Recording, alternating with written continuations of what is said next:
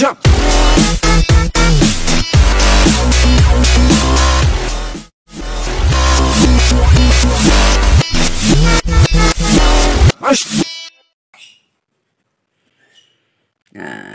jadi dogma ini dibuat untuk membangun sebuah silogisme, sebuah paham, untuk mempengaruhi pikiran orang supaya orang-orang percaya bahwa Isa Al-Masih di Al-Quran bukanlah Yesus Kristus di Alkitab. Dengan demikian Al-Quran bertentangan dengan Alkitab. Maka dari itu Islam dan Kristen bertentangan. Nah, kira-kira begitu. Silogismenya dibuatnya begitu. Nah, pada kesempatan ini saya akan membahas, teman, salah satu dogma yang cukup terkenal dan populer di sosial media dan di beberapa forum ya, mengatakan bahwa Isa di Al-Quran bukan Yesus di Alkitab, sebab katanya Isa yang di Al-Quran itu kan lahirnya dikatakan di bawah pohon kurma. Ini dogma ya teman-teman. Sekali lagi kita bicara dogma. Katanya Isa di Al-Quran lahirnya di bawah di bawah pohon kurma. Sedangkan di Alkitab Yesus Kristus lahirnya di dalam kandang domba. Loh, bertentangan toh, berbeda toh. Nih, permisi saya ambil Al-Quran. Nih di Al-Quran Isa Al-Masih lahir di bawah pohon kurma. Nih di Alkitab Yesus Kristus lahir di kandang domba. Loh, berbeda kan? Berarti bertentangan. Salah satu pasti salah ini.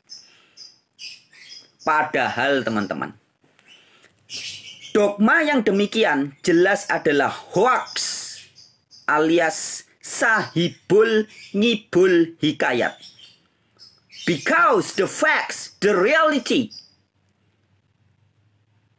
di dalam Al-Quran maupun di dalam Alkitab tidak ada tertulis begitu. Ayo, coba tanya kepada orang-orang yang mengatakan bahwa di Al-Quran Isa katanya tertulis lahir di bawah pohon kurma. Suruh cari ayatnya. Di mana ayat Al-Quran mengatakan Isa lahir di bawah pohon kurma? Nggak ada, teman-teman.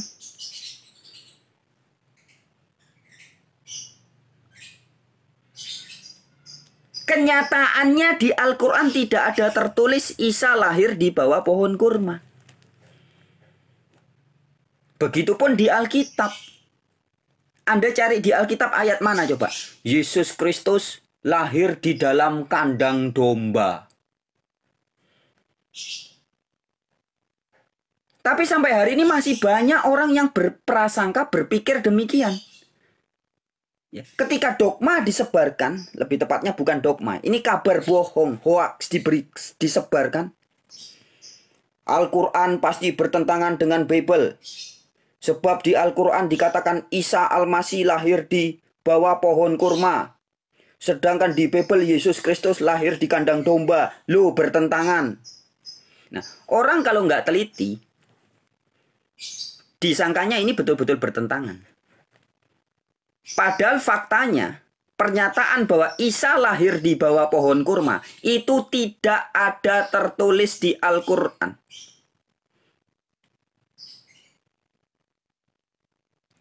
Ya. Begitupun ketika berbicara, Yesus lahir di dalam kandang domba. Ini juga tidak ada tertulis di Alkitab, teman-teman. Ya. Ini hanyalah dogma bikinan oknum-oknum ya. Oknum-oknum. Baik oknum itu ngaku pendeta, ngaku pastor, ngaku guru agama, ngaku ustadz, ataupun mungkin ada yang ngaku sebagai orang berilmu alias ulama. Memberitahu Anda bahwa Al-Quran bertentangan dengan Bible. Buktinya mana Pak Ustadz? Buktinya mana Pak Pendeta? Itu dikatakan di Al-Quran Isa lahir di bawah pohon kurma. Di Bible dikatakan Yesus lahir di kandang domba. Anda tanyakan, Pak Ustadz, Pak ulama, Pak pendeta, guru agama, di Al-Quran ayat mana dikatakan Isa lahir di bawah pohon kurma? Atau Maryam melahirkan anaknya di bawah pohon kurma? Mana ayatnya? Nggak bakal ketemu, teman-teman. Tidak ada ayat Al-Quran mengatakan Isa lahir di bawah pohon kurma.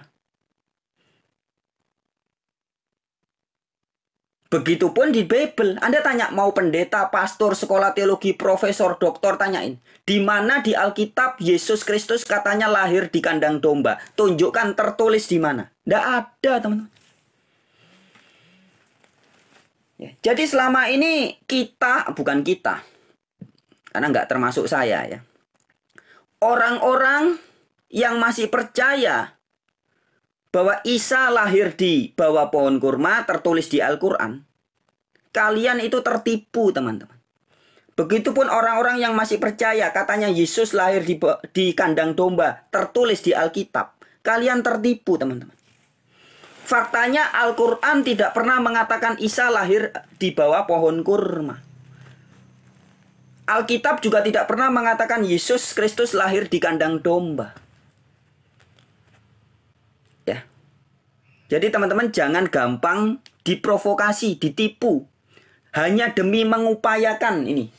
Saya mengambil Al-Quran. Supaya usaha orang-orang untuk mempertentangkan antara Al-Quran dengan Alkitab. Berusaha dipertentangkan, dipermusuhkan. Itulah ajaran-ajaran iblis. Penipu-penipu. Yang berusaha merusak hubungan antara Islam dengan Kristen. Berusaha memperkeruh. Senangannya berkelahi. Seolah-olah Kristen dan Islam bermusuhan dari zaman dulu. Kok bisa bermusuhan? Ya karena Al-Qur'annya bertentangan dengan Alkitab. Itu buktinya. Salah satu contohnya. Di Al-Quran dikatakan Isa lahir di bawah pohon kurma. Di Alkitab Yesus lahir di kandang domba. Loh, beda kan? Padahal tidak ada, teman-teman. Ada yang ngasih surat Maryam. Saya sudah hafal. Saya tahu, saya membaca Al-Quran itu sejak tahun 2000 ya, tahun 2000-an. Surat Maryam ayat 23 katanya. Isa lahir di bawah pohon kurma. Anda mau baca Al-Quran versi manapun, tidak ada tertulis di surat Maryam atau surat ke-19 ayat 23. Isa lahir di bawah pohon kurma, tidak ada. Surat Maryam ayat 23 itu memberitahu seluruh dunia bahwa Maryam ibunya Isa sakit hendak melahirkan. Dikatakan dia itu. Maryam sakit hendak melahirkan. Sakit akan melahirkan. Kemudian bersandar di pangkal pohon kurma. Kata bersandar pun itu tambahan ya. Karena ditulis dalam kurung. Maryam bersandar di pohon kurma. Kemudian di ayat 24, 25 dijelaskan kemudian pohon kurmanya buahnya dimakan. Tidak dikatakan lahirnya di bawah pohon kurma, enggak. Loh, tapi kan perutnya kesakitan di bawah pohon kurma. Loh, kalian itu tanya ibu-ibu yang pernah hamil 9 bulan. Sudah 9 bulan, sudah mau lahir. Biasanya minggu-minggu, detik-detik mau melahirkan itu 3 atau 5 hari sebelum melahirkan. Mereka sudah mulai kesakitan. Contoh, ini contoh nyata. Saya berikan contoh dari fakta dan realitas ya. Bukan ilusi, bukan hayalan. Tapi fakta. Mantan istri saya. Sekarang dia sudah nikah lagi sama orang Australia ya. Sama bule Australia. Tinggal di Australia. Nah, mantan istri saya ketika hamil anak saya. Setelah 9 bulan perutnya kesakitan. Kemudian tanggal 29 Desember perutnya kesakitan dibawa ke bidan di Jalan Bisma, Denpasar, Bali. Di Jalan Bisma. Ya. Perutnya kesakitan, pergi ke rumah bidan di Jalan Bisma, Denpasar, Bali. Tanggal 29 Desember. Sakit terus perutnya. Belum lahir.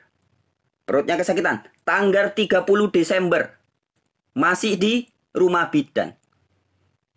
Tanggal 31 Desember. Di rumah bidan perutnya kesakitan.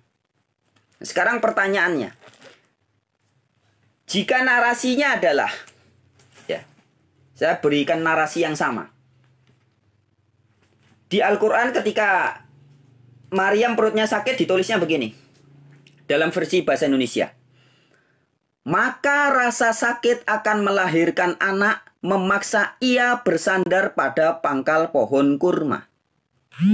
Ya. Dengan narasi yang sama, cuman saya ganti tempatnya ya. Maka rasa sakit akan melahirkan anak, memaksa mantan istri saya pergi ke rumah bidan. Tanggal 29 Desember, 30 Desember, dan 31 Desember. Tapi faktanya, anak saya atau bayinya itu lahirnya bukan di rumah bidan, teman-teman. Lahirnya tanggal 1 Januari, jadi pas tahun baru ya. Jam 4 pagi di Rumah Sakit Sanglah, Denpasar, Bali.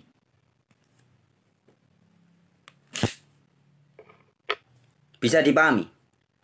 Jadi ketika ada narasi, saya beritahu kepada Anda. Istri saya kesakitan hendak melahirkan. Dan itu memaksanya pergi ke rumah bidan. Apakah berarti bayinya pasti lahir di rumah bidan? Lu kan kesakitannya di rumah bidan. Iya. Bukan cuma di rumah bidan, ketika di jalan juga sakit. Mampir makan di depot juga perutnya kesakitan. Di rumah bidan 3 hari 3 malam, tanggal 29 Desember, tanggal 30 Desember, tanggal 31 Desember. Tapi lahirnya bayinya tidak di rumah bidan. Bayinya lahir 2 kilo dari rumah bidan, yaitu di Rumah Sakit Sanglah, Denpasar, Bali. Loh.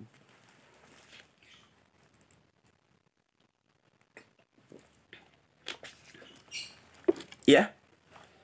Jadi Anda itu biasakan bisa memahami mana yang ada tertulis, mana yang asumsi. Ketika di surat Maryam 23 dikatakan,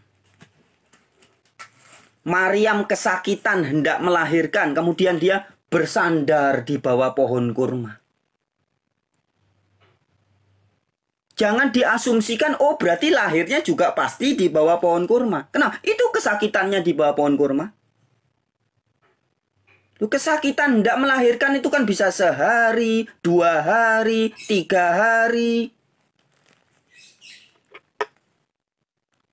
Jadi jangan melampaui yang ada tertulis, teman-teman. Artinya, tertulis di Al-Quran, Maryam perutnya kesakitan, kemudian bersandar di pohon kurma. Perutnya sakit kenapa? Bukan karena salah makan ya, karena akan melahirkan. Tapi tidak ditulis bahwa anaknya lahir di bawah pohon kurma juga tidak. Jadi artinya yang tertulis adalah Maryam perutnya sakit hendak melahirkan dan bersandar di bawah pohon kurma. Kemudian yang menjadi asumsi atau hayalan atau imajinasi dari para penafsir-penafsirnya mengatakan, oh, Maryam melahirkan di bawah pohon kurma. Itu tafsiran, asumsi, teman-teman. Bukan ada tertulis. Ya, jadi teman-teman biasakan memahami beda antara ada tertulis dengan asumsi.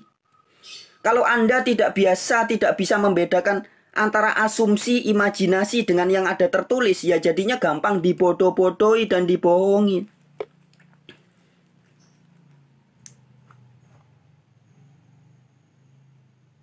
Yesus berkata,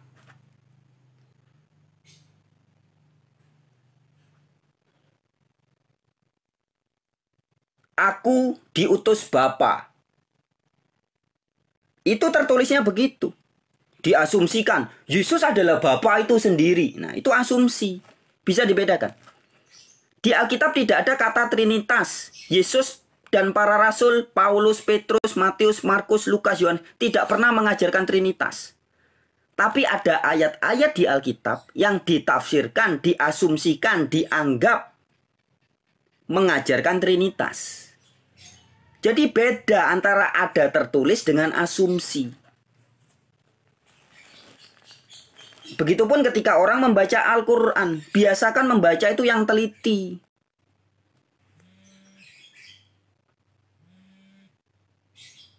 Ya, tidak ada tertulis di Al-Quran Isa lahir di bawah pohon kurma, tidak ada. Adanya dogma atau asumsi, imajinasi, tafsiran orang-orang yang berprasangka.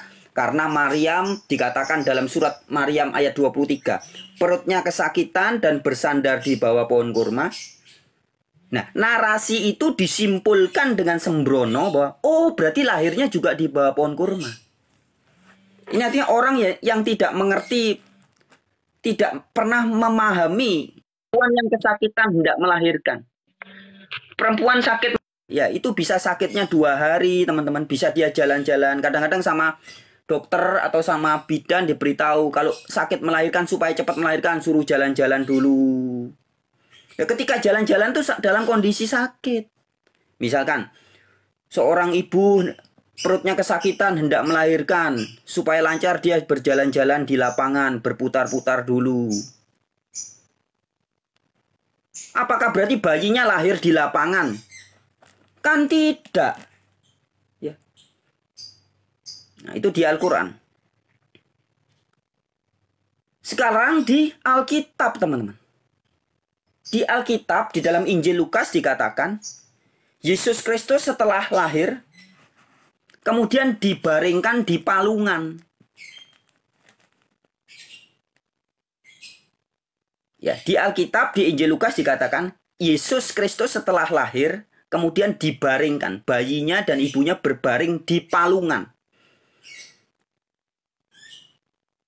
Terus lahirnya di mana? Tidak diberitahu. Jadi jangan mengada-ada ya. Alkitab menuliskan bahwa Yesus Kristus dibaringkan di palungan bayinya. Di palungan. Palungan itu kan mungkin tempat ngasih makannya babi atau domba. Kalau kambing, domba biasanya makan tidak pakai palungan ya. Yang makan pakai palungan kan biasanya kayak babi begitu ya. Tetapi ayat ini diasumsikan, diimajinasikan, dihayalkan oleh orang-orang, oknum-oknum tertentu. Oh, Yesus lahir di kandang domba. Padahal tidak ada tertulis. Di Alkitab tidak ada tertulis Yesus lahir di kandang domba. Nah, kalau Anda mau berhayal, tidak ada tertulis, tapi ya mungkin lahir di mana. Mungkin ya tidak apa-apa, mungkin. Tetapi jangan kemudian dijadikan dogma bahwa Al-Quran bertentangan dengan Alkitab. Kenapa bertentangan? Loh ini di Al-Quran. Ini Al-Quran. Katanya Isa lahir di bawah pohon kurma. Ini Alkitab. Katanya Yesus lahir di kandang domba. Nah, ini sudah menjadi pembodohan dan public deception. Kebohongan publik. Sebab faktanya di Al-Quran tidak tertulis begitu. Di Alkitab pun juga tidak tertulis begitu. Nah, sering teman-teman ini terjadi. Orang-orang yang berusaha mempertentangkan Islam dengan Kristen, mengompor-ngompori, ya, membuat permusuhan agama, mengklaim bahwa ajaran Al-Quran bertentangan dengan Alkitab. Contoh, ini contoh lagi sebagai tambahan ya.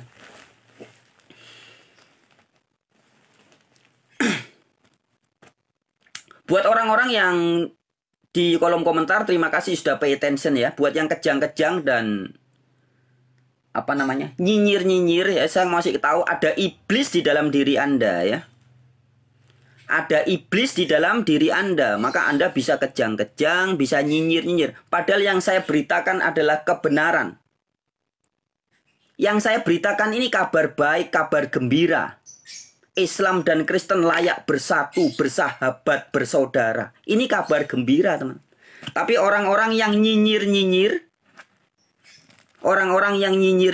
tidak suka. Ya. Mereka suka kalau Islam dan Kristen berantem. Mereka suka kalau Al-Quran dan Alkitab bermusuhan. Itu yang mereka senang. Siapa yang senang dengan permusuhan? Siapa yang suka dengan pertentangan? Anda tahu jawabannya. Iblis. Roh jahat. Tidak mau mereka. Mereka maunya pokoknya Islam Kristen harus bermusuhan. Al-Quran dan Alkitab harus bertentangan. Kan begitu. Akhirnya terciptalah dogma itu salah satunya ya. Contoh dogma yang lain. Dogma yang dibuat atau diciptakan supaya membuat kesan bahwa Al-Quran bermusuhan dengan Alkitab. Apa misalkan? Isa di Al-Quran beda dengan Yesus di Alkitab. Isa di Al-Quran hanya sebatas nabi. Sedangkan di Alkitab, Yesus disebut sebagai Rasul, Kristus, Tuhan, Juru Selamat. Loh, beda. Sekali lagi teman-teman. Dogma yang mengatakan bahwa menurut Al-Quran Isa hanya sebatas nabi. Itu pun hoax.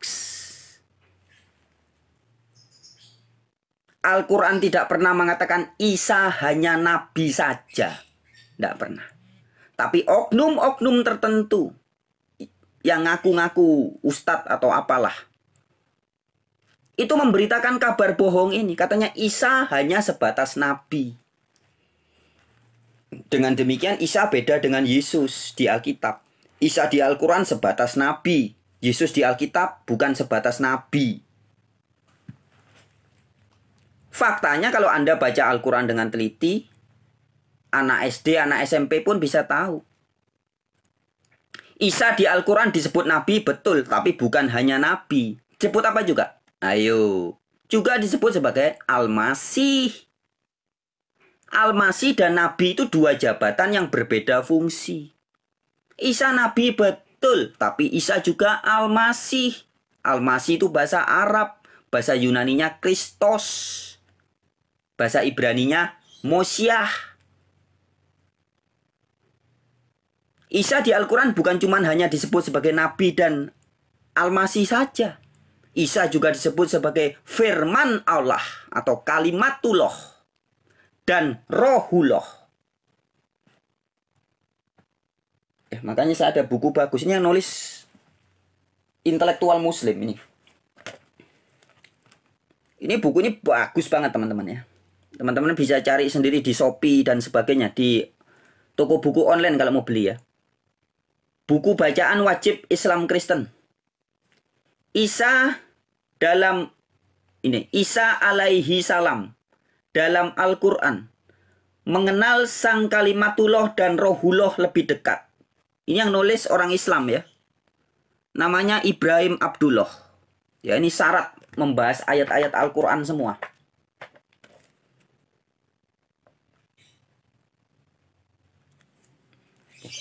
Jadi Isa yang diberitakan di Al-Quran, Isa yang asli dan Al-Quran yang asli ya. Bukan hanya sebatas nabi. Tapi juga disebut sebagai Al-Masih. Anda tahu arti Al-Masih? Al-Masih itu artinya juru selamat. Anda kalau nonton videonya Felix Xiao ya. Felix Xiao yang Wahabi itu pun aja ngerti ya. Felix Xiao dalam ceramahnya selalu bilang, Al-Masih itu artinya juru selamat. Maka Gus Dur waktu dalam ceramahnya 1999 bulan Desember, di depan banyak orang Gus Dur bilang, Yesus Kristus bukan hanya juru selamatnya orang Kristen. Atau Isa yang diberitakan oleh Al-Quran juga adalah juru selamat. Nih ya, saya bacain. Yesus Kristus bukan hanya juru selamat umat Kristen, tapi juga juru selamatku. Kalimat itu diucapkan oleh Kiai Haji Abdurrahman Wahid atau Gus Dur Presiden Republik Indonesia dalam sambutan perayaan Hari Natal Desember 1999. Kontan ucapan itu mendapat sambutan yang gegap gempita dari para peserta perayaan. Ya.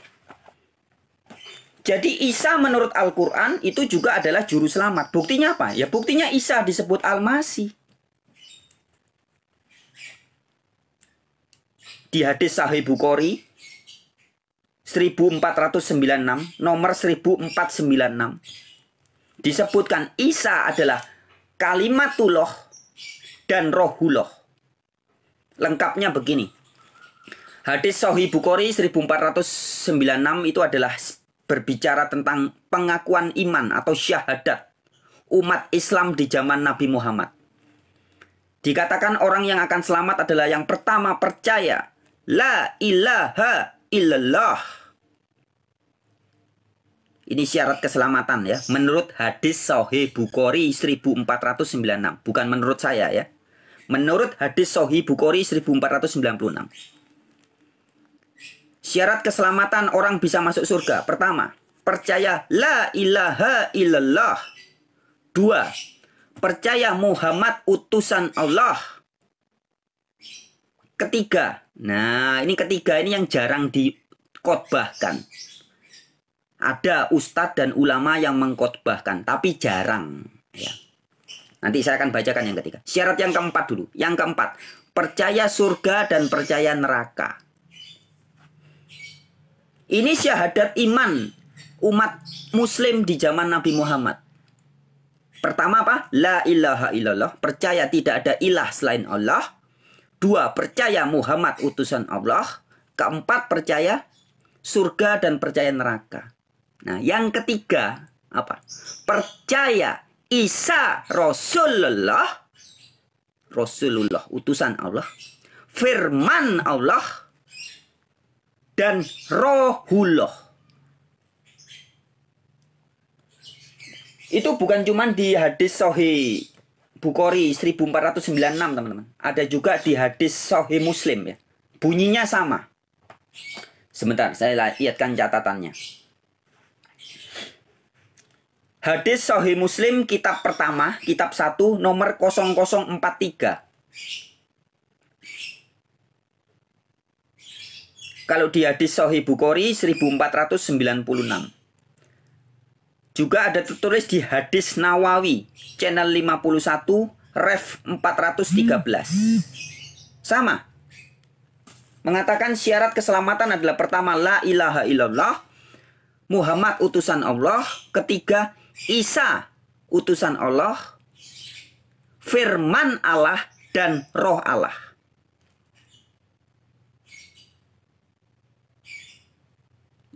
Jadi jelas, Isa yang diberitakan oleh Al-Quran bukan sebatas nabi. Betul, Isa nabi, betul. Tapi bukan cuma nabi tok. Sama. Di Alkitab juga Yesus tidak cuma dikatakan Yesus nabi dari Nazaret. Ya, Anda baca di Alkitab ada banyak ayat mengatakan Yesus adalah nabi. Tapi Yesus juga disebut sebagai Kristus. Bahasa Arabnya Al-Masih. Loh, jadi nggak bertentangan. Jadi Al-Quran ketika bicara tentang Isa Al-Masih dan Alkitab bicara Yesus Kristus, ini tidak bertentangan. Contoh lagi, di mana ada kalimatun sawa atau titik temu, ayat Al-Quran dan ayat Alkitab. Anda ketika membaca surat Ali Imran ayat 45. Isa ibnu Maryam wajihan fi dunya wal akhirati wa minal muqarrabin. Isa putranya Maryam.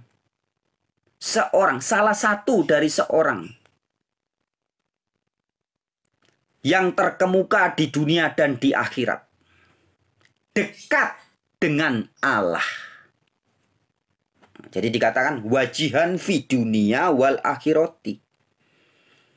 Nah, kalau kita membaca ayat Alkitab dengan teliti, teman-teman, kita akan melihat titik temu. Meskipun narasi kata-kata kalimatnya beda, tapi pesannya sama, yaitu tertulis dalam Injil Matius 28 ayat 18. Yesus berkata, kepadaku telah diberikan segala kuasa di sorga dan di bumi. Ya. Wajihan fi dunia wal akhirati. Yesus diberi kuasa di langit dan di bumi. Di akhirat dan di bumi.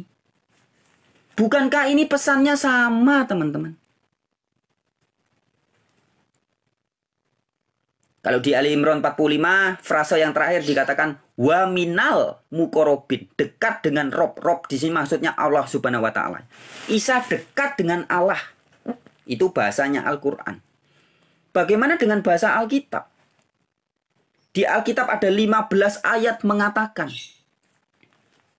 Yesus di sorga itu berada di sebelahnya Allah.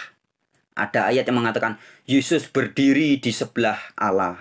Ada ayat yang mengatakan Yesus duduk di sebelah Allah. Ya, mau duduk, mau berdiri, mau tidur, mau jongkok. Intinya Alkitab memberitahu kita bahwa Yesus di sorga berada di sebelahnya Allah. Mana ayatnya? Silakan dicatat teman-teman. Siapkan ya bolpennya atau catatannya.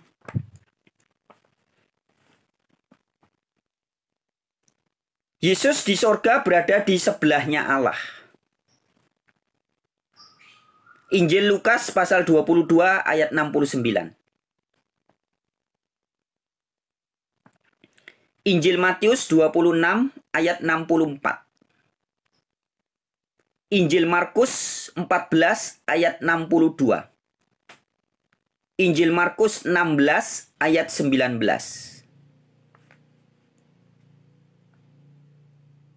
Sudah berapa itu? 1, 2, 3, 4 ya. Injil Markus 16 ayat 19 ya. Kemudian Kisah Para Rasul 7 ayat 55. Kisah Para Rasul 7 ayat 56. Surat Roma 8 ayat 34.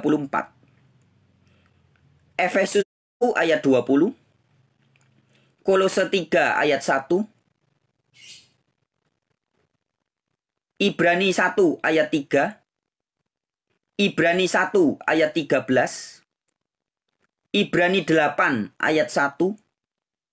Ibrani 10 ayat 12 sampai 13. Ibrani 12 ayat 2.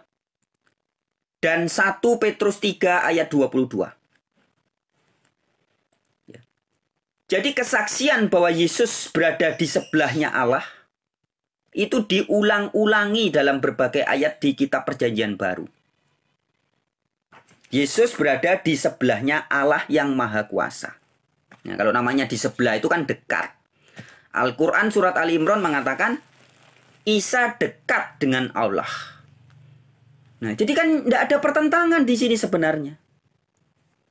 Narasinya beda, tapi pesannya tidak bertentangan.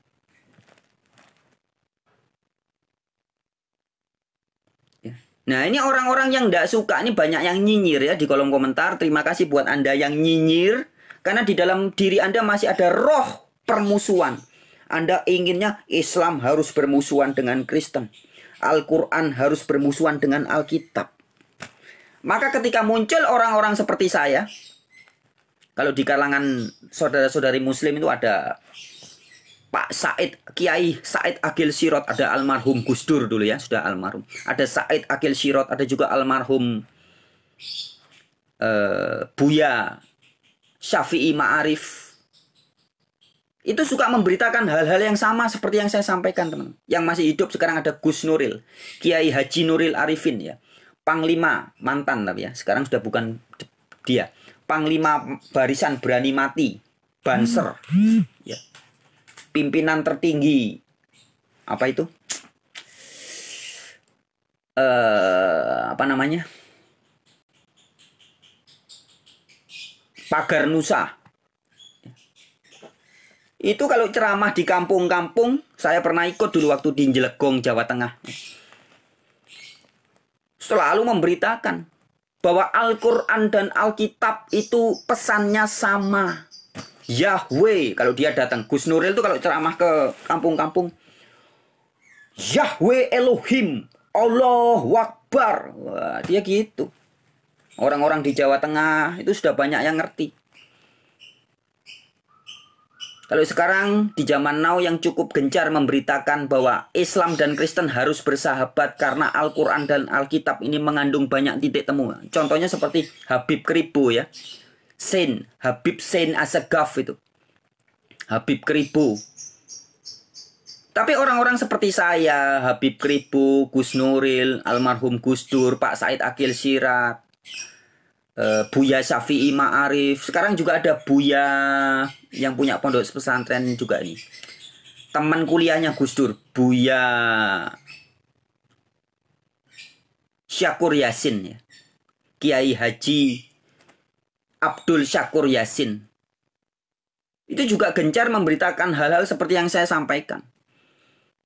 Bahwa sudah saatnya Indonesia bersatu bukan hanya karena kita mengalami bencana bersama, mengatasi masalah ekonomi bersama, kita satu saudara, satu negara. Bukan cuma itu, teman-teman.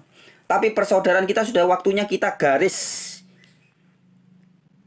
berdasarkan teologis juga. Kita bersumber dari Allah atau God atau Sang Maha Kuasa yang sama. Inti ajarannya sama. Sudah waktunya Indonesia sadar ya. Nah, tetapi orang yang suka dengan permusuhan nggak terima. Makanya gencar sekali kan.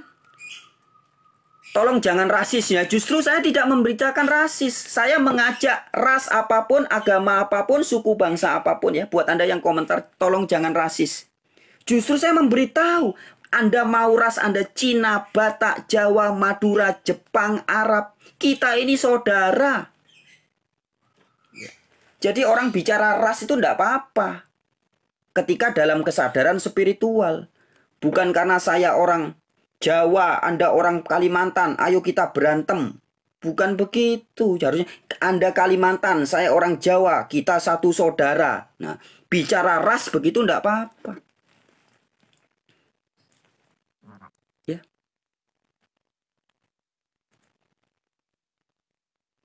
Orang-orang yang tidak ngerti itu kan nganggep saya ini. Saya justru heran teman-teman. Jadi gini. Saya ini dalam kajian-kajian saya ya. Ini sejak tahun 2004. Ini buku saya tahun 2004 ini ya. Allah dalam Alkitab dan Al-Quran. Ya, ini sejak saya terbitkan tahun 2004. Dulu pernah bestseller ya di Gramedia itu. Tapi nggak lama, cuma sekitar 6 bulan. Karena setelah itu Gramedia didemo katanya. Didemo kemudian buku ini dilarang beredar di seluruh Gramedia. Ya. Padahal sempat bestseller, ditaruh di kalau masuk Gramedia itu kan di rak-rak yang depan itu, di rak kaca itu buku bestseller. Ini masuk dulu. Buku ini dikomentari salah satunya oleh Ketua Asosiasi Pendeta Indonesia ya. Saya bacain ini komentarnya. Tulisan Frans Donald dalam buku ini merupakan salah satu contoh upaya menggebrak kebuntuan dialog-dialog agama pragmatis selama ini. Judulnya menohok keras salah satu isu teologis mendasar di kalangan umat Kristen dan Islam. Ya. Ini yang ngasih komentar Ketua Asosiasi Pendeta Indonesia. Ya, karena saya memberikan kajian titik temu. Nah, orang yang suka dengan persaudaraan dan persahabatan, ya pasti senang dengan buku-buku seperti ini. Seandainya Nabi Muhammad ada, ini seandainya, kita kan berandai-andai boleh dong. Saya pasti jadi sahabatnya Nabi Muhammad.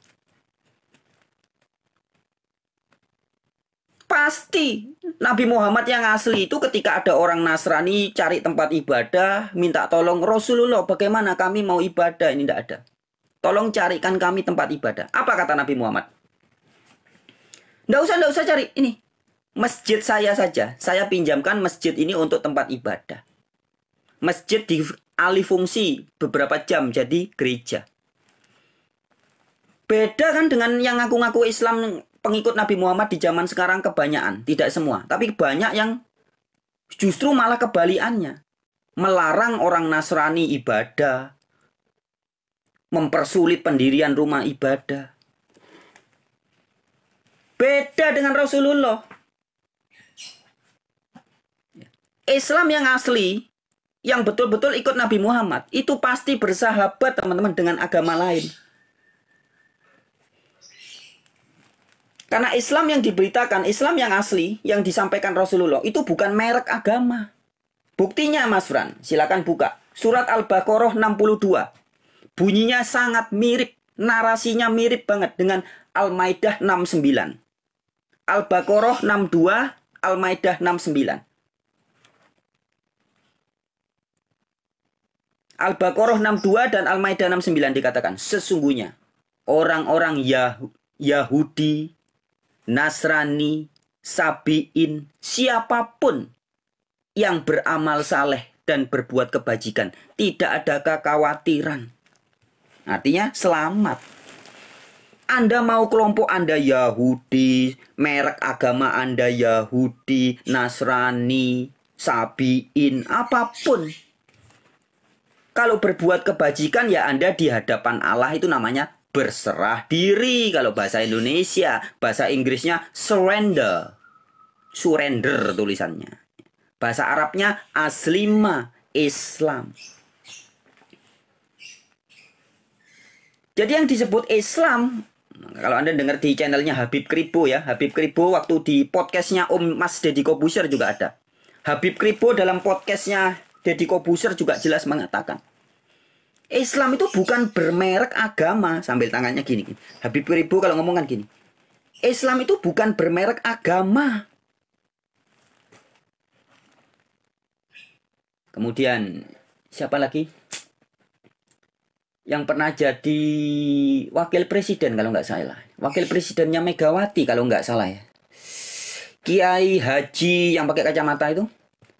Yang punya pondok di Malang kalau nggak salah. Hasyim Musadi. Kiai Haji Hasyim Musadi dalam ceramahnya juga sering dalam beberapa kesempatan dia bilang, Anda mau tidak beragama, KTP-nya bukan Islam, Anda orang Cina ya, orang Cina, kemudian Anda berdagang dengan jujur, setiap hari berdagang dengan jujur, yaitu Anda di hadapan Allah itu Anda itu Islam. Karena Islam itu sikap hidup teman-teman.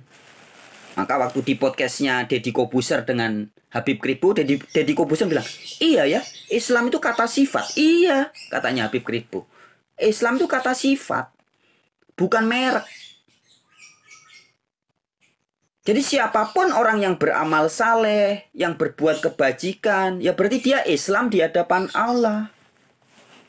Kalau bahasa Hindunya, dia melakukan dharma. Siapapun yang menjalani hidup sesuai dharmanya, bakatnya. Dari kecil bakatnya dia sudah pinter masak, hobinya masak, dia menjalankan sebagai tukang masak yang jujur, yang baik. Berarti dia menjalankan dharma. Lah bahasa Arabnya inilah aslima. Bukan bakatnya masak, kepengen jadi, lihat teman jadi dokter, kepengen jadi dokter. Lihat temannya jadi politikus, kepengen jadi politikus. Itu tidak aslima, tidak sesuai dharma. Ya, jadi Islam itu makanya kalau di bukunya Om Agus Mustafa ya, Om Agus Mustafa itu juga guru dosen ya, pernah menulis buku judulnya Membonsai Islam. Saya pinjam istilahnya ya, membonsai Islam. Islam itu jangan dibonsai. Islam hanya milik organisasi yang mereknya Islam. Hanya milik orang-orang yang KTP-nya Islam. Bukan teman-teman. Islam yang asli itu adalah kata sifat yang bermana siapapun Anda yang pasrah, berserah diri, yang selamat, itulah Islam. Bahasa Arab, bahasa Indonesianya berserah diri. Maka ada dalam kisah. Ini kisah, ini penting teman-teman ya. Kita tinggal di Nusantara, kita harus tahu kisah ini. Kisah ketika Syekh Subakir. Syekh Subakir pertama kali datang ke Nusantara mau menyebarkan Islam dari Arab. Dia berjumpa dengan Sabdo Palon, pamomongnya Nusantara. Sabdo Palon didatangi oleh Syekh Subakir. Syekh Subakir minta izin, Sabdo Palon, saya minta izin menyebarkan agama Islam dari Arab di tanah Nusantara. Kemudian Sabdo Palon bilang, coba jelaskan, apa sih agama Islam yang akan kamu sebarkan? Dijelaskan sama Syekh Subakir. Islam itu ajaran pasrah diri, taat kepada pencipta langit dan bumi, begini-begini. Terus Syekh Subakir Sabdo Palon menjawab, loh, kalau ajaran yang demikian sudah dari dulu tanah Nusantara ini, leluhur-leluhur Nusantara mempraktekkan itu. Hanya saja mereknya bukan Islam, tapi agama Kapitayan atau agama Budi. Setiap hari orang-orang di Nusantara ini selalu menghormati Sang Pencipta. Itu sebabnya jangan heran orang-orang setiap habis panen ya, syukurannya apa? Ada hari raya mempersembahkan kepada alam semesta, bentuknya memberi sajen kepada tanah, kepada udara, kepada air, kepada matahari. Karena itu adalah wujud penghormatan dan rasa syukur terhadap Sang Yang Widiwasa atau kepada Sang Mahamanon. Kalau di Jawa disebutnya kepada Tan Keno Kiniro Kinoyo Ngopo. Nah, wujud penghormatan itu bentuknya sebagai sesajen. Ini bukan menyembah ngasih makan hantu-hantu. Karena di pojok situ ada hantu, di bawah pohon beringin ada hantu, ini dikasih makan. Bukan begitu, teman-teman. Budaya sajen, menghormati laut, sungai, itu rasa syukur.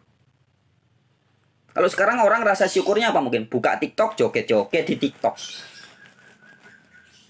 Anda bisa nyanyi macam-macam di TikTok, joget-joget, mengekspresikan rasa syukur, rasa seneng. Bukan berarti Anda menyembah TikTok, bukan. Orang tukang masak seneng mengekspresikan rasa syukurnya, bikin masakan dibagi-bagi. Itu kan ekspresi syukur semua. Anda masing-masing kita punya ekspresi syukur bisa macam-macam. Ada yang joget-joget, nyanyi-nyanyi, bagi-bagi uang, bagi-bagi rezeki dan sebagainya. Nah, leluhur Nusantara ketika bersyukur, wujudnya ya begitu. Kalau di luar negeri sampai sekarang masih ada budaya panen tomat. Ada budaya lempar-lemparan tomat. Ya. Di jalan satu truk lempar-lemparan tomat. Di mana itu? Di Meksiko atau di mana? Itu kan ekspresi bersyukur. Nah, di Nusantara pun zaman dulu juga begitu. Sampai sekarang masih dipraktekkan beberapa saudara-saudari kita di Tengger, kemudian di Bali ya. Menghormati alam semesta. Kenapa? Karena sadar Sang Maha Pencipta menciptakan manusia ini, kalau di Jawa disebutnya sedulur papat kelimo pancer. Jadi saudara kandung saya dan Anda, teman-teman, mau tahu? Saudara kandung yang menyusun tubuh kita, yang jadi hidung kita, jadi mata kita, jadi kulit kita, jadi jeroan kita ya. Yang jadi tulang, sumsum, darah, daging, kulit, rambut kita. Ini dari mana bahannya coba? Dari 4 unsur alam, teman-teman. Dari energi yang ada di tanah, di air, di udara, di matahari. Sperma bapak ketemu ovum ibu cerot, jadi jigot, jadi janin. Tiap hari dikasih makan 4 unsur alam. Itu sebabnya orang-orang yang paham ini, yang paham sangkan paraning dumadi, sangat menghormati alam, menjaga tanah jangan sampai tercemar. Kenapa? Tanah ini bahan baku kita, saudara kita, sedulur kita, saudara kandung kita. Udara jangan tercemar. Udara harus selalu terjamin bersihnya. Air di sungai, di laut, di danau jangan tercemar. Kenapa? Karena sadar ini bahan baku kita. Bahan baku anak cucu kita ini loh, alam semesta. Tanah, air, udara, api atau matahari. Nah, orang-orang yang paham dan sadar ini maka setiap hari menghormati, tidak buang sampah sembarangan, menjaga udara supaya tidak tercemar, menjaga keseimbangan ekosistem. Nah, itu ada ekspresinya, bentuknya memberikan sajen, ucapan syukur. Jadi bukan kemudian oleh orang yang tidak ngerti dari Arab, dari kelompok Arab tertentu ya, tidak semua ya, tapi golongan itu kemudian dianggap kafir, musyrik, menyembah berhala. Bukan. Nah, itu disampaikan oleh Sabdo Palon. Tapi tetap Syekh Subakir ngotot, ya saya tetap minta izin untuk menyebarkan Islam. Karena kan sekarang meskipun orang-orang Nusantara mengenal agama Kapitayan, mengenal Sang Hyang Maha Hidup, tapi kan sudah banyak kehidupan yang kacau, banyak perjudian, banyak orang yang korupsi dan sebagainya di kerajaan Majapahit ya. Kemudian okelah diizinkan, tapi diberi waktu 500 tahun. 500 tahun itu hitungannya bukan tahun Masehi ya teman-teman, tapi tahun pada saat itu Majapahit memakai tahun apa namanya itu? Tahun Jawa ya. Tahun Jawa itu umurnya beda dengan tahun Masehi ya. Tahun Jawa plus Saka ya. Jadi tahun Saka namanya. Nah, terhitung sejak Majapahit runtuh tahun 1478 sekitar itu ya. Pastinya mungkin kurang pas, tapi sekitar 1478 Masehi. Diberi waktu 500 tahun.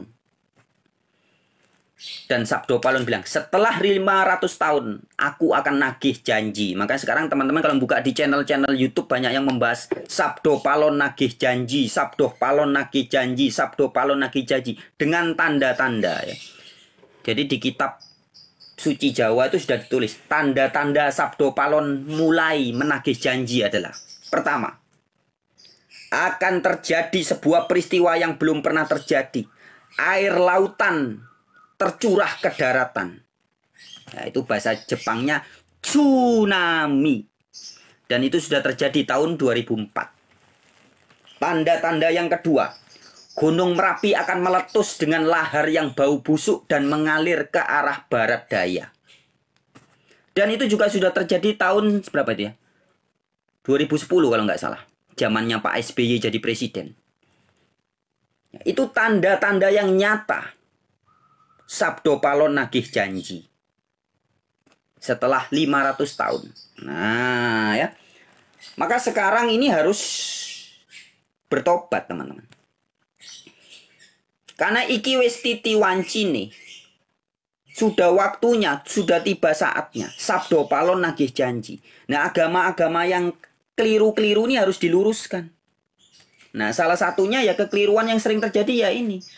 Ada banyak hal ya.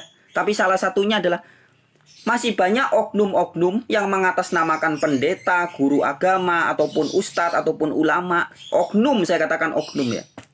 Sering mempertentangkan agama. Membuat dogma-dogma yang menciptakan permusuhan dan pertentangan. Contohnya itu tadi sudah saya sampaikan. Al-Quran itu berbeda loh dengan Alkitab.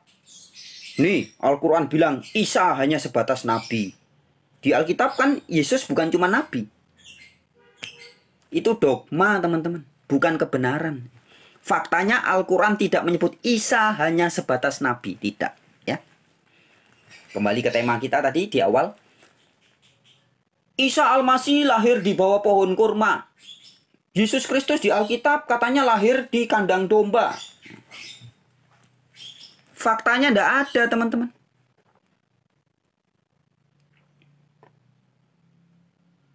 Tidak ada teman-teman.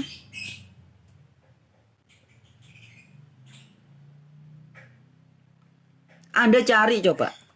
Ayat Al-Quran mana Isa lahir di bawah pohon kurma? Tidak ada. Adanya dikatakan Maryam sakit hendak melahirkan kemudian bersandar di bawah pohon kurma. Tadi di awal sudah saya kasih tahu ya. Hati-hati dengan narasi teman-teman ya. Tertulisnya dikatakan Maryam di situ dikatakan sakit, merasa sakit hendak melahirkan. Jadi bukan sakit karena salah makan, sakit karena yang lain, bukan. Sakit hendak melahirkan, kemudian bersandar di pangkal pohon kurma. Itu yang tertulis. Tadi sudah saya kasih contoh. Ketika saya berkata, ini kisah nyata. Mantan istri saya setelah hamil 9 bulan. Sakit hendak melahirkan. Kemudian pergi ke rumah bidan. Di Jalan Bisma, Denpasar. Denpasar apa itu? Denpasar Tengah ya. Dekatnya rumah sakit Wongayel. Dekatnya jalan ke arah Ubung itu. Jalan Bisma. Tanggal 29 Desember di rumah bidan. Perutnya kesakitan hendak melahirkan. Tanggal 30 Desember di rumah bidan. perutnya kesakitan karena hendak melahirkan. Tanggal 31 Desember di rumah bidan, perutnya kesakitan karena hendak melahirkan. Tapi tengah malam jam 12 malam dirujuk, bidannya tidak mampu ya. Dirujuk ke rumah sakit Sanglah. Lah, maka tanggal 1 Januari jam 4 pagi anak saya dan mantan istri saya sekarang di Australia lahir di rumah sakit Sanglah, jaraknya sekitar 2 km dari rumah bidan. Artinya meskipun dikatakan di awal narasinya, bahwa istri saya atau mantan istri saya kesakitan karena hendak melahirkan, kemudian pergi ke rumah bidan, bukan berarti bayinya lahir di rumah bidan. Begitupun ketika ada narasi dalam surat Maryam ayat 23. Maria perutnya kesakitan. Ini ada komentar yang bagus ya dari teman. Saya bacain ya teman-teman. Saya bacakan. Ada teman saya Mas Agus Asmara di Jawa Tengah. Ini pemain musik ya. Gitaris dan keyboardis. Saya bacain. Jadi komentar dia beragama secara KTP dia Islam. Dia ngasih komentar begini. Sebentar, di video yang mana ya? Coba saya cari dulu.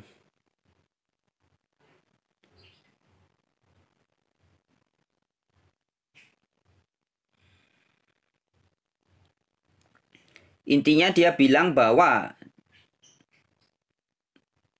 Al-Quran tidak menulis bahwa Isa lahir di bawah pohon kurma. Yang ditulis adalah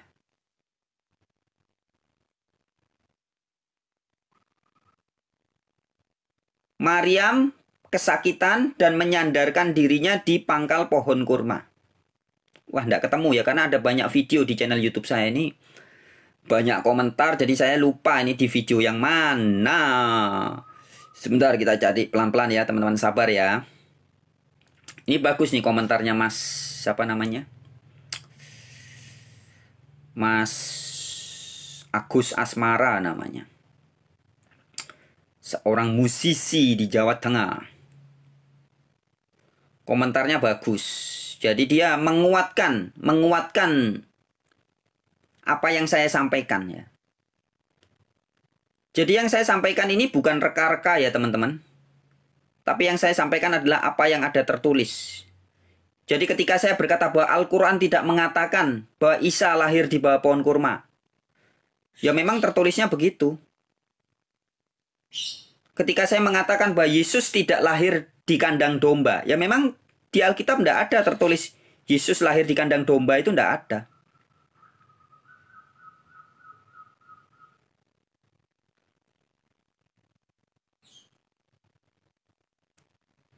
Ya, tidak ketemu ini teman-teman.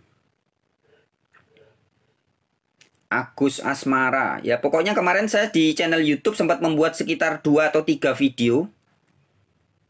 Video pendek ya, video short video itu hanya bisa 59 detik ya.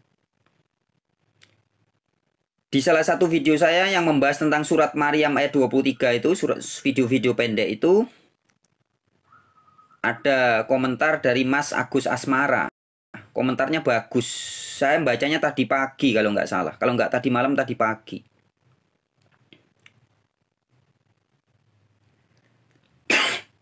Nah, di komentarnya itu, sebentar saya coba cari dulu ya. Mudah-mudahan ketemu ini. Banyak banget komentar soalnya.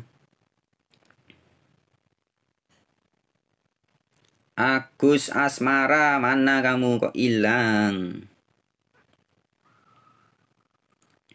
Nggak ketemu teman-teman. Ya intinya dia bilang samalah dengan yang saya sampaikan ya. Bahwa di Al-Quran memang tidak tertulis. Jadi segala pendapat yang mengatakan bahwa Isa lahir di bawah pohon kurma itu hanya asumsi. Itu bukan tertulis. Jadi yang disampaikan oleh Mas Frans Donald ini benar. Bahwa Al-Quran tidak menulis. Nah, karena tidak menulis, maka jangan dijadikan dogma. Bisa dipahami ya teman-teman? Jadi semua argumen yang mengatakan bahwa Isa lahir di bawah pohon kurma itu hanyalah dogma. Hanyalah asumsi. Sama halnya dengan dogma yang mengatakan bahwa Yesus lahir di kandang domba. Itu juga cuma dogma, teman-teman, asumsi. Asumsinya dari mana? Ya dari orang yang mereka-reka. Bukan betul-betul ada tertulis di Alkitab.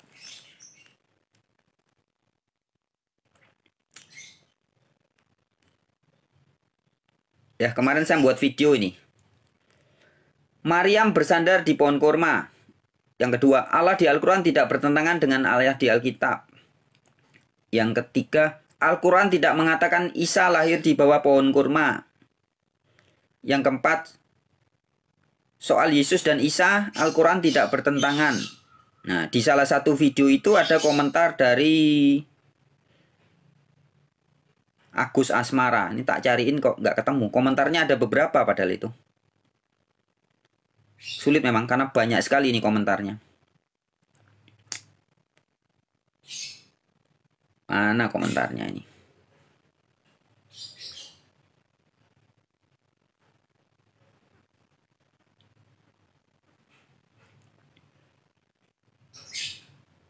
Nggak ketemu, teman-teman. Nanti silakan kalau mau cari sendiri ya. Mampir di channel YouTube saya. Yang belum subscribe teman-teman silakan ya. Di channel YouTube saya Warta Kabar Baik ya. Itu ada banyak video, baik video short video maupun video pendek maupun video panjang ya.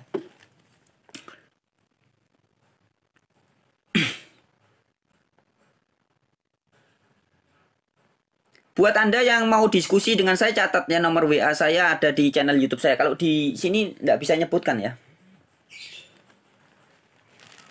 Nggak boleh menampilkan nomor HP katanya kalau di TikTok. Nanti kena. Boleh nggak sih? Katanya bisa, live-nya bisa kena hukuman. Ya. Teman-teman silakan langsung aja di channel YouTube saya banyak ngasih nomor WhatsApp saya ya. Kalau mau diskusi. Ada yang bilang keluar-keluar aja, nggak berani naik diskusi. Saya memang tidak sedang diskusi. Ini saya sedang mengedukasi ya. Nggak diskusi ini. Ini memberitakan. Beda dengan diskusi. Kalau saya ada sesuatu yang saya nggak tahu, Anda nggak tahu, ayo kita diskusi. Ini tidak dalam hal diskusi, teman-teman. Saya sedang memberitahu, ngasih tahu. Bahwa di dalam Al-Quran, Isa tidak dikatakan lahir di bawah pohon kurma. Di dalam Alkitab tidak dikatakan Yesus lahir di kandang domba. Artinya, semua orang yang selama ini memakai argumen bahwa Isa Al-Masih pasti bukan Yesus Kristus.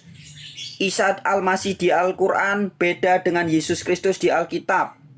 Karena Isa di Al-Quran lahir di kandang domba.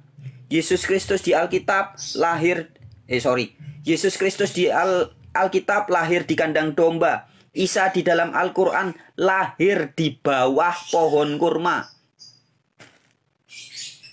Nah, ternyata teman-teman, bagi siapapun Anda yang mau membaca Al-Quran dengan mata kepala Anda sendiri, membaca Alkitab dengan mata kepala Anda sendiri, Anda bisa paham. Kedua argumen itu nggak ada tertulis, teman-teman. Baik Al-Quran yang katanya Isa lahir di bawah pohon kurma itu ndak ada ayatnya, ndak ada ya. Alkitab juga yang mengatakan Yesus lahir di kandang domba itu juga ndak ada ayatnya. Jadi artinya doktrin yang dipertentangkan ini bukan ajaran Al-Quran dan bukan ajaran Alkitab. Hanya doktrin ini diklaim sebagai ajaran Alkitab dan ajaran Al-Quran. Yang mau ngajak saya diskusi silakan. Langsung bisa ke WhatsApp saya. Ya.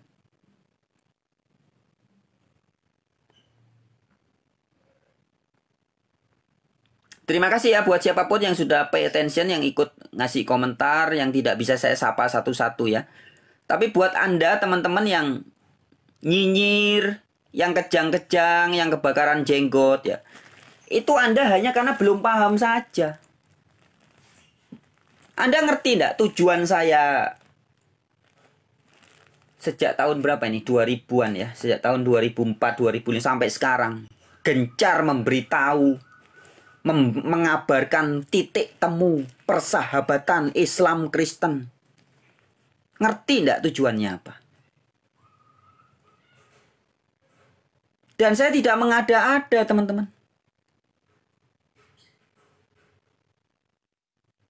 Ketika saya mengatakan bahwa Islam yang asli seperti Nabi Muhammad pasti bersahabat dengan Kristen yang asli, itu ada dasarnya. Anda mau kaji secara apa? Secara spiritual, secara kemanusiaan, secara humanity, secara spirituality, atau secara kitab suci. Ayo. Mau pakai dasar apa? Alkitab, ayo. Pakai dasar Al-Quran, ayo. Nah, makanya saya menentang keras orang-orang yang suka mempertentangkan, mempermusuhkan Islam dengan Kristen. Mempertentangkan, mempermusuhkan Al-Quran dengan Alkitab.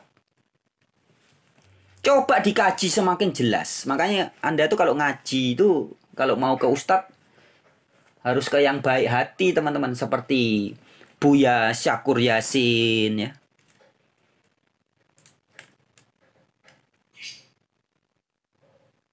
Pak Said Akil Sirot. Teman saya juga, sahabat saya dulu. Dulu sahabat, sekarang sudah lama lost contact ya. Sumanto Al-Qurtubi ya. Sekarang sudah jadi profesor dia.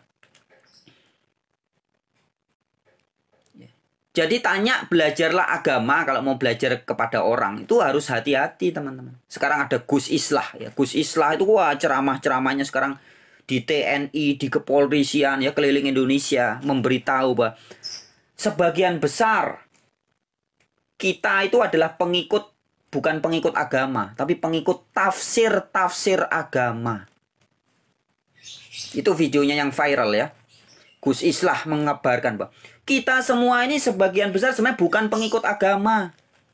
Kita hanya pengikut tafsir-tafsir agama. Contoh di Islam ada 4 mazhab. Imam Syafi'i, Imam Maliki, Imam Hambali, Imam Hanafi. Nah di Indonesia kita pengikut tafsir Imam Syafi'i. Tafsir Imam Syafi'i pun kita ikuti lagi pecah jadi beberapa organisasi. Ada organisasi besar Muhammadiyah, ada organisasi Nahdlatul Ulama yang kemarin merayakan 100 tahun ya. Nah, jadi artinya kita ini pengikut tafsir-tafsir agama, bukan pengikut agama yang sungguhan. Lah, tafsir-tafsir ini bisa berbeda tafsir, makanya bisa berantem. Maka di dalam hadis Ibnu Majah, di dalam hadis Ibnu Majah, Nabi Muhammad Rasulullah Shallallahu Alaihi Wasallam berkata, akan tiba saatnya umat Islam pecah menjadi 73 golongan. Jadi umat Nasrani pecah menjadi 71 golongan. Satu benar, yang 70 lainnya salah semua.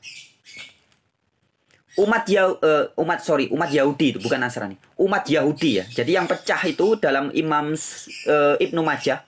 Hadis Ibnu Majah mengatakan umat Yahudi pecah menjadi 71 golongan. Umat Nasrani pecah menjadi 72 golongan. Umatnya Nabi Muhammad pecah menjadi 73 golongan. Nah, dari masing-masing golongan ini yang benar cuma satu kelompok. Yahudi yang satu golongan betul, kelompok yang 70 lainnya binasa. Nasrani pecah jadi 72 golongan. Satu golongan benar, kelompok yang lain pecah-pecah-pecah, enggak benar. Binasa. Umatku katanya. Umatku maksudnya umatnya Nabi Muhammad. Pecahnya paling banyak. 73 golongan. Satu kelompok benar, yang lainnya pecah, berantem. Dan itu betul, teman-teman. Terjadi kan. Artinya yang selamat itu kelompok yang sedikit, yang satuan, bukan yang 70-an.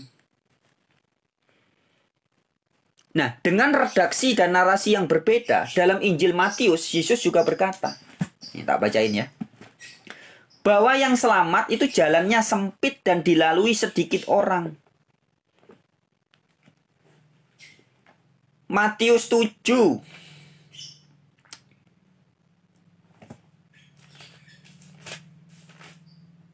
Kalau tadi di hadis Nabi Muhammad bilang yang selamat itu sedikit juga, cuman satu kelompok yang satuan.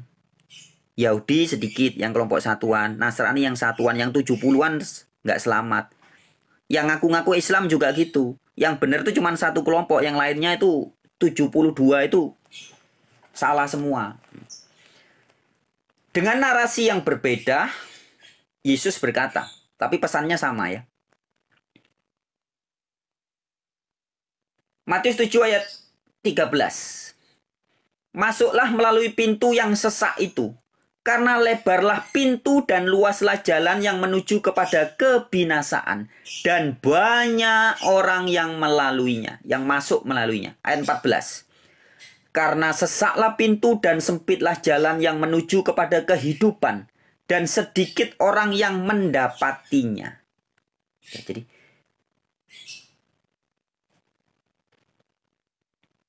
luaslah pintu dan luaslah jalan dan lebarlah pintu yang menuju kebinasaan. Jadi jalan yang diikuti banyak orang. Kristen-Kristen yang ngaku Kristen tapi mayoritas. Itu wajib berhati-hati ya teman-teman. Disangkanya yang mayoritas itu yang selamat. Kata Yesus tidak. Yang selamat justru yang minoritas. Mana ayatnya? Matius pasal 7 ayat 13 sampai 14. Jalan yang diikuti banyak orang, semua orang mengikuti ke situ, mayoritas itu justru yang binasa. Sama toh dengan pesannya Nabi Muhammad. Esensinya sama teman-teman. Maka di dalam Al-Quran dikatakan, inti utama pesan dari Rasul, semua Rasul itu sama. Maka jangan membeda-bedakan. Ya, tapi orang yang suka dengan permusuhan, suka dengan perselisihan, ya harus beda dong. Contoh ya. Contoh ya. Saya dan Anda yang merasa laki-laki. Coba kita fokus persamaan. Kita saudara loh mas bro. Semua yang Anda yang laki saya bilang. Anda semua saudara saya. Yang perempuan juga saudara saya. Anda mau laki, mau perempuan, mau masih anak-anak, remaja, kakek-kakek, mbah-mbah, sudah bau tanah. Kalian semua saudara saya. Kenapa? Karena kita tercipta dari 4 unsur alam yang sama. Dari tanah, air, udara, api. Meskipun komposisinya mungkin prosentasenya berbeda-beda sehingga kulitnya ada yang merah, ada yang putih, ada yang hitam, ada yang coklat. Tapi kita tercipta dari 4 unsur alam yang sama, dari bumi yang sama. Anda setiap hari minum dari air di bumi, saya juga di bumi. Bukan Anda minum dari air dari planet Mars atau Merkurius, enggak. Kita minum dari air yang sama, di bumi yang sama. Meskipun ada yang mereknya mungkin dikasih merek Cleo, dikasih merek Aqua, dikasih merek Ades, dikasih merek apalah.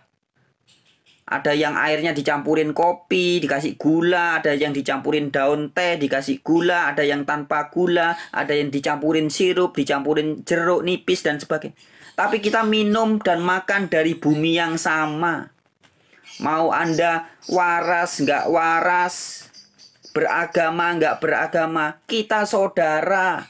Karena kita hidup, tumbuh di bumi yang sama, makan dari unsur bumi yang sama. Loh saudara toh. Gitu kalau nyari titik temu persamaan persaudaraan. Tapi begitu kita mikir perbedaan dan permusuhan, wah nggak sama. Anda dan saya tidak sama. Ini saya ganteng, Anda jelek. Saya laki, kamu perempuan, tidak bisa sama. Tidak ada persamaan sedikit pun antara laki-laki dan perempuan. Jangan pernah disamakan antara laki-laki dan perempuan. Saya suku Jawa, Anda suku mana? Suku Batak. Suku Jawa dan Batak tidak boleh dipersamakan. Tidak pernah ada persamaan antara Jawa dengan Batak. Anda lagi orang Cina. Cina tidak ada urusannya dengan orang Indonesia. Kita berbeda. Gitu kalau sudah pikirannya keracunan dengan perbedaan. Sehingga persamaan yang ceto welo-welo tidak kelihatan. Bahkan perempuan dengan perempuan pun bisa, wah kita beda, rambut saya panjang, rambutmu pendek. Kita tidak sama, kulit saya putih, kulitmu hitam. Kita bukan saudara.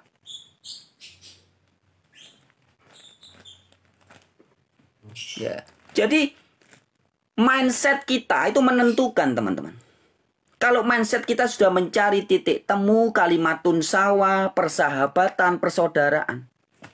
Anda membaca Alkitab dan Al-Quran itu akan lebih banyak mencari kalimatun sawa, titik temu.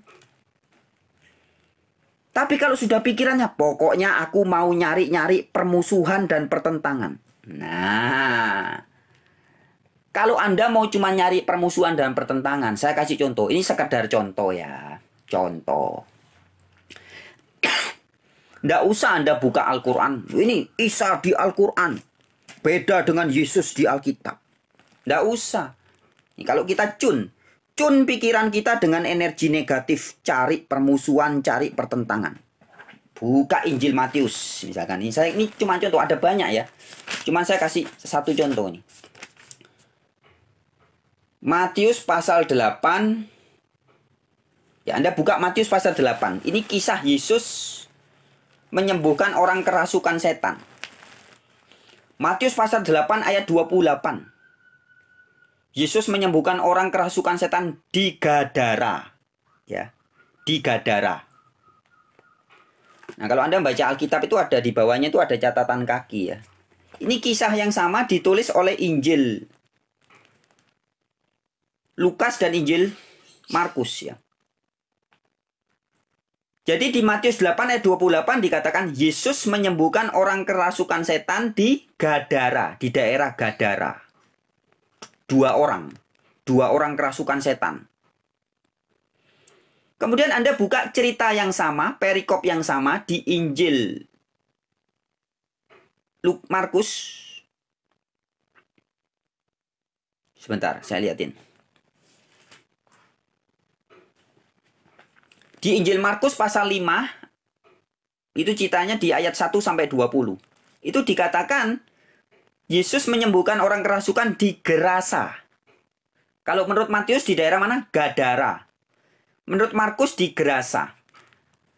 Kemudian di Lukas pasal 8 juga. Lukas pasal 8 ayat 26 sampai 39. Dikisahkan Yesus menyembuhkan orang kerasukan itu di Gerasa.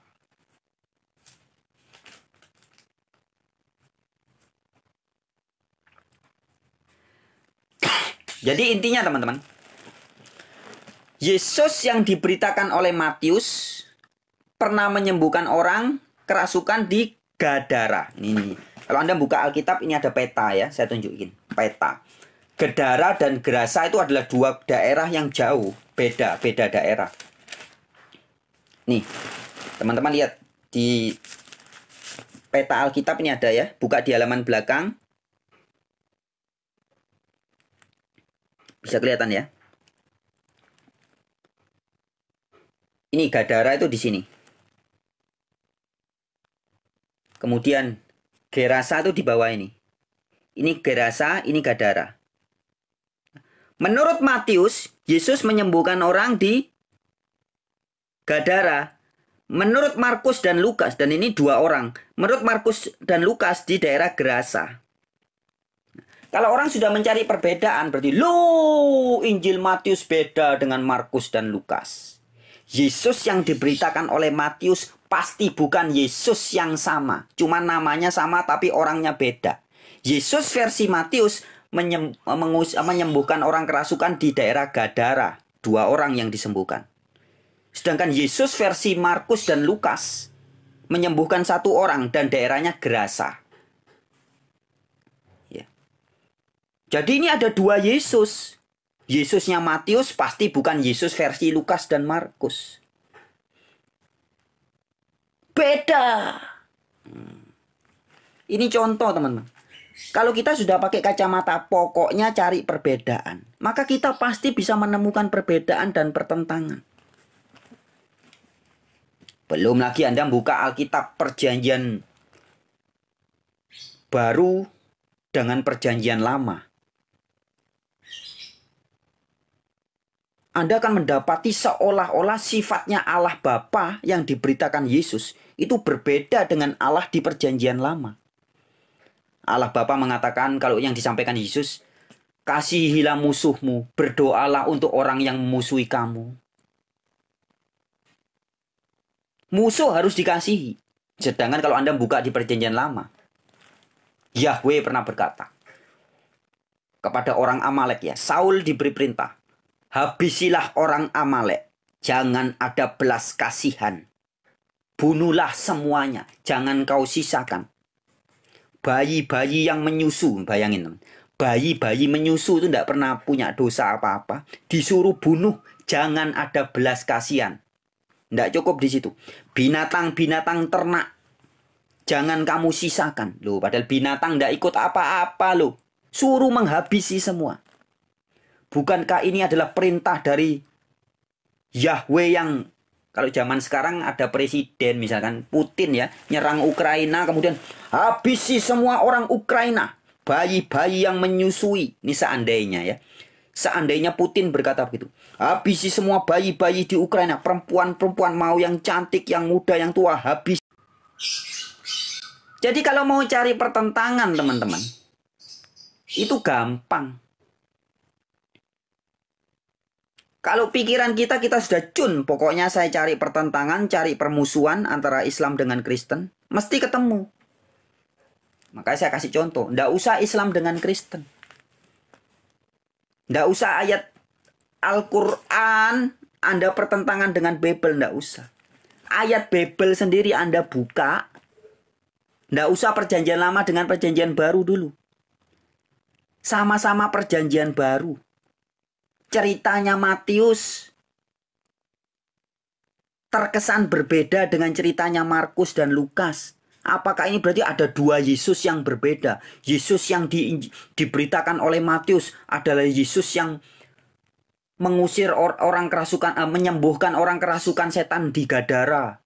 Sedangkan Yesus yang diberitakan Markus dan Lukas menyembuhkan orang di Gerasa. Loh, Gadara dan Gerasa ini beda. Gadara itu di utara, Gerasa itu di selatan. Matius katakan orang yang disembuhkan ada dua. Markus dan Lukas bilang orangnya satu. Di Lukas atau Markus juga dikatakan orangnya laki-laki. Beda cerita, berarti bertentangan dong. Berarti ada dua Yesus, wah berarti bertentangan. Itulah kalau sudah pakai mindset pertentangan. Orang-orang non-Islam, pembenci-pembenci Al-Quran juga suka mencari-cari pertentangan Al-Quran. Al-Quran itu bertentangan, ayat-ayatnya kontradiksi, tidak bisa dipercaya. Buktinya apa? Itu di Asmaul Husna dikatakan Allah Subhanahu wa Ta'ala punya sifat Maha Pengampun, Maha Pemaaf. Betul ya? Betul. Tapi di ayat yang lain dikatakan Dia Maha Pembalas. Loh, katanya pemaaf, pengampun, sekarang pembalas. Loh, berarti mencela-mencela. Maha Pembalas dan Maha Pengampun ini kan kontradiksi. Loh, berarti Al-Quran kontradiksi. Selalu ketemu teman-teman. Kalau cara pikir kita sudah mencari kesalahan, mencari hal negatif. Selalu mendapat dualisme. Jangankan Al-Quran Anda permusuhkan dengan Alkitab. Ayat Al-Quran dengan Al-Quran sendiri bisa Anda pertentangkan. Ayat Alkitab dengan ayat Alkitab sendiri bisa Anda pertentangkan. Saya tambahi lagi. Supaya kebuka ya cara pandang Anda. Nanti cari sendiri ayatnya. Tapi ada banyak. Bukan satu, dua. Tapi ada banyak ayatnya. Kita bicara Yahweh di perjanjian lama. Anda buka di dalam kitab-kitab Musa dikatakan Yahweh adalah Allah yang tidak pernah menyesal. Yahweh bukanlah manusia sehingga dia menyesal. Ada banyak itu ayatnya. Yahweh tidak pernah menyesal. Keputusannya tidak pernah menyesal. Itu jelas ada banyak ayatnya ya. Di beberapa kitab yang berbeda, ada juga di kitab yang sama. Tapi teman-teman juga bisa buka di dalam Kejadian. Ini ayat yang terkenal ya.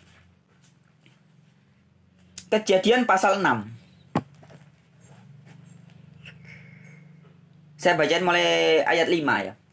Ketika dilihat Yahweh bahwa kejahatan manusia besar di bumi dan bahwa segala kecenderungan hatinya selalu membuahkan kejahatan semata-mata, maka menyesallah Yahweh bahwa ia telah menjadikan manusia di bumi dan hal itu menyemilukan hatinya. Berfirmanlah Yahweh, aku akan menghapuskan manusia yang telah kuciptakan itu dari muka bumi, baik manusia maupun hewan dan binatang-binatang melata dan burung-burung di udara. Sebab aku menyesal bahwa aku telah menjadikan mereka. Jadi Yahweh yang diberitakan oleh Musa dalam Kejadian 6 ini, ayat 5 dan ayat 6, adalah Yahweh yang menyesal. Tapi kalau Anda baca di ayat-ayat yang lain, ada katakan Yahweh tidak pernah menyesal. Artinya dengan pemikiran sempit, dengan cara berpikir yang mencari-cari kesalahan, orang akan menyimpulkan berarti ada dua Yahweh. Yahweh itu bukan satu, tapi ada dua. Yahweh yang menyesal, ada Yahweh yang tidak pernah menyesal. Loh, berarti bertentangan.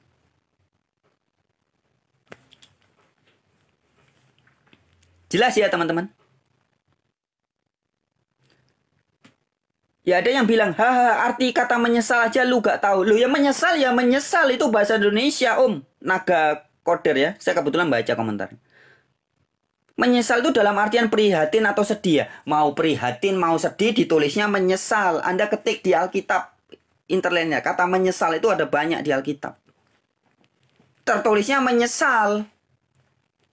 Mau Anda artikan menyesal itu tidur, menyesal itu makan, menyesal itu ketawa-ketawa.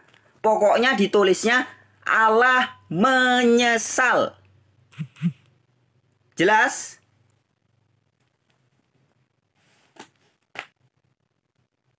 Kejadian 6 ayat 6 jelas mengatakan Yahweh menyesal.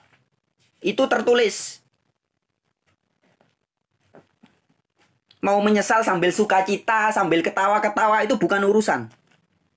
Anda mengartikan prihatin atau sedih, apapun, mau prihatin, sedih, mewek-mewek, galau, gegana, gelisau, galau merana, atau sambil sukacita, hore aku menyesal, asik. Bukan itu poinnya. Poinnya tertulis di dalam Kejadian 6, Yahweh menyesal.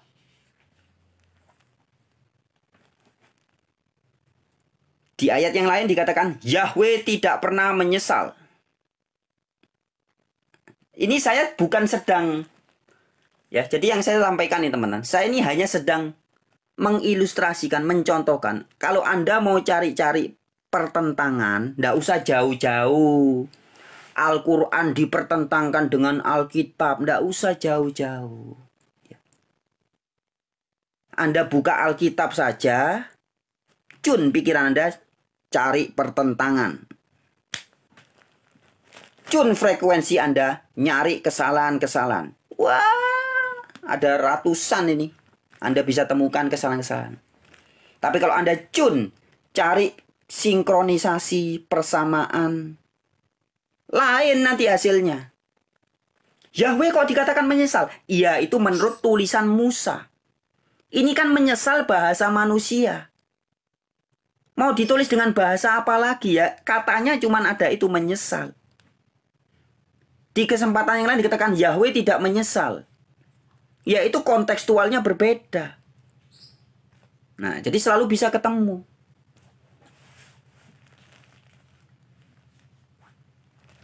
Bukan mencela-mencele. Bukan Yahweh mencela-mencele. Bukan. Nah, kalau kita berpikiran positif. Bung Karno pernah bilang, ketika politikus-politikus Malaysia kurang ajar, apa katanya? Ganyang Malaysia. Ganyang Malaysia. Tapi di kesempatan yang berbeda, konteks yang lain, Bung Karno bilang, Malaysia sesungguhnya adalah tetangga terdekat kita, saudara kita. Loh, apakah Bung Karno mencela-mencela? Bagi orang yang tidak ngerti konteksnya dianggap Bung Karno mencela-mencela. Katanya ganyang Malaysia, hajar Malaysia, habisi Malaysia. Kok sekarang bilang Malaysia saudara terdekat kita, tetangga terdekat kita. Bagaimana nih Bung Karno? Mencela-mencela. Karena orang tidak paham asbabun nusulnya, tidak paham konteks turunnya perkataan Bung Karno itu. Begitupun ketika kita memahami Alkitab atau Al-Quran, itu jangan lepas dari asbabun nusul. Kontekstual ayat itu ngomong begitu. Contoh. Nabi Muhammad dalam hadis berkata, sesungguhnya orang-orang terdekat denganku adalah rabi-rabi Yahudi dan pendeta-pendeta Nasrani. Ya, jadi Nabi Muhammad pernah bilang gitu. Orang-orang terdekat denganku adalah rabi-rabi Yahudi dan pendeta-pendeta Nasrani. Salah satunya pendeta Warokah bin Nawfal ya, yang pamannya, omnya, istri pertamanya Nabi Muhammad, Siti Khotijah, yaitu pendeta Nasrani. Tapi ada tiba-tiba ayat Al-Quran kita baca, jangan kamu bersahabat dan berteman dengan orang-orang Yahudi dan Nasrani. Loh, ayo. Apa berarti Nabi Muhammad mencela-mencela? Kalau orang tidak paham konteksnya, tidak ngerti asbabun nusulnya, langsung difitnah. Nabi Muhammad ini mencela-mencela. Pernah bilang Yahudi Nasrani orang terdekat denganku. Tapi di waktu yang lain berkata, jangan berteman dengan Yahudi dan Nasrani. Nah, itulah ayat yang dipakai oleh menjatuhkan Ahok ya. A51 ya, Al-Maidah 51. Jangan umat muslim berteman dengan Yahudi dan Nasrani. Loh. Itu konteks. Ini contoh teman. Ini lucu teman-teman. Ketika konteksnya politik mau menjatuhkan Ahok, maka ayat itu dicomot. Jangan Al-Maidah 51 dipakai. Tapi ketika mendirikan masjid terbesar di Jakarta apa? Masjid terbesar di Jakarta apa? Masjid terbesar di Jakarta itu arsiteknya adalah orang Nasrani. Arsitekturnya orang Nasrani, agamanya Katolik lagi. Masjid terbesar di Jakarta itu arsiteknya orang Nasrani.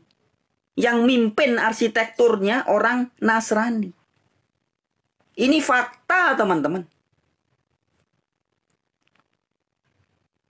Tukang-tukang arsiteknya yang mimpin, kalau dinuruti ayat Al-Quran Al-51, jangan berteman, bersahabat, jangan menjadikan Nasrani sebagai pemimpin.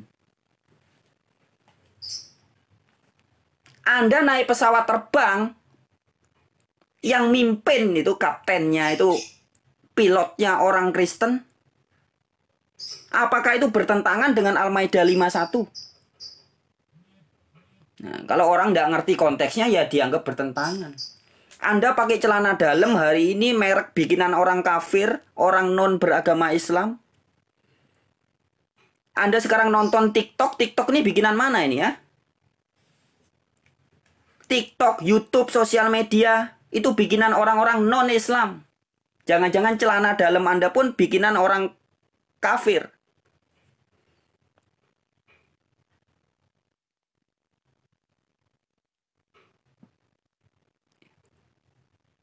Banyak orang yang tidak sadar. Nah, padahal harusnya baca Al-Quran itu kontekstual. Kenapa Nabi Muhammad pernah berkata, sesungguhnya orang-orang terdekat denganku adalah rabi-rabi Yahudi dan pendeta-pendeta Nasrani. Ini dalam asbabun nusul, kontekstual apa?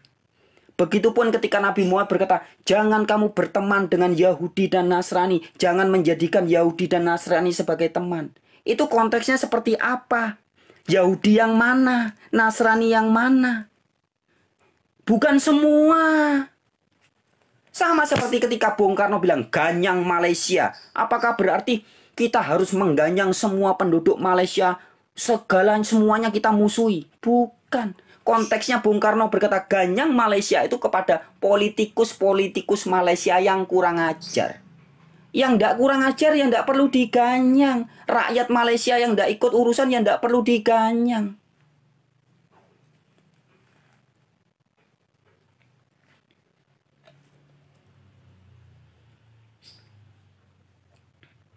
Pakailah bahasa Ibrani kalau memang ahli Alkitab seperti Ibu Rita Wahyu. Rita Wahyu itu ngomong bahasa Indonesia aja ndak paham. Sok-sokan pakai bahasa Ibrani. Kasih tahu Rita Wahyu ya. Ditantang debat terbuka sama Frans Donald. Rita Wahyu itu kan anak buahnya Nur Seno. Ditantang debat terbuka dengan Frans Donald. Gurunya aja, gurunya Rita Wahyu yaitu Bambang Nursena. Dari tahun 2006 sampai hari ini saya tantang debat terbuka, ndak berani.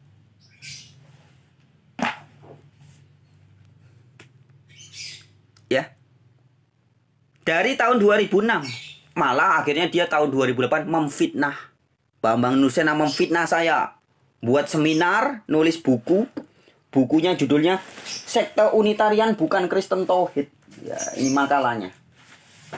Makalahnya ini dijadikan bahan seminar di Gedung Keuskupan Surabaya tahun 2008. Ya.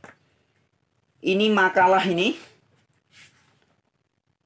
disajikan di forum kajian Institute for Syriah ya punyanya Nur Seno. Gedung Keuskupan Jalan WR Supratman nomor 4 Surabaya 11 Maret 2008. Nih. Habis dijadiin bahan seminar, dijadiin buku, bukunya warna coklat tuh disebarkan ke seluruh Indonesia. Tahun 2008. Terus tahun 2013 bulan Oktober ya. Tanggal 7 Oktober 2013 jam 10.21 PM ya, jam 10 malam. Dimasukkan websitenya Rita Wahyu. Ini websitenya Rita Wahyu. Isinya buku ini mulai dari halaman pertama, alinea pertama bahkan ya. Baris kedua, alinea pertama sudah berisi fitnah dan public deception. Pembodohan dan penipuan publik. Nih, bukunya Nur Seno nih. Teman-teman bisa cek buka aja di Google sarapanpagi.org ya. Websitenya Rita Wahyu. Tulis saja Sekte Unitarian Bukan Kristen Tauhid. Nanti muncul ini makalahnya. Bisa di print. Saya juga ngeprint dari situ. Saya dulu punya bukunya beberapa belas tahun yang lalu ya. Tapi sudah ketelisut hilang waktu di Semarang. Kasih tahu yang Anda yang punya kontaknya Rita Wahyu. Ditantang debat terbuka oleh Frans Donald.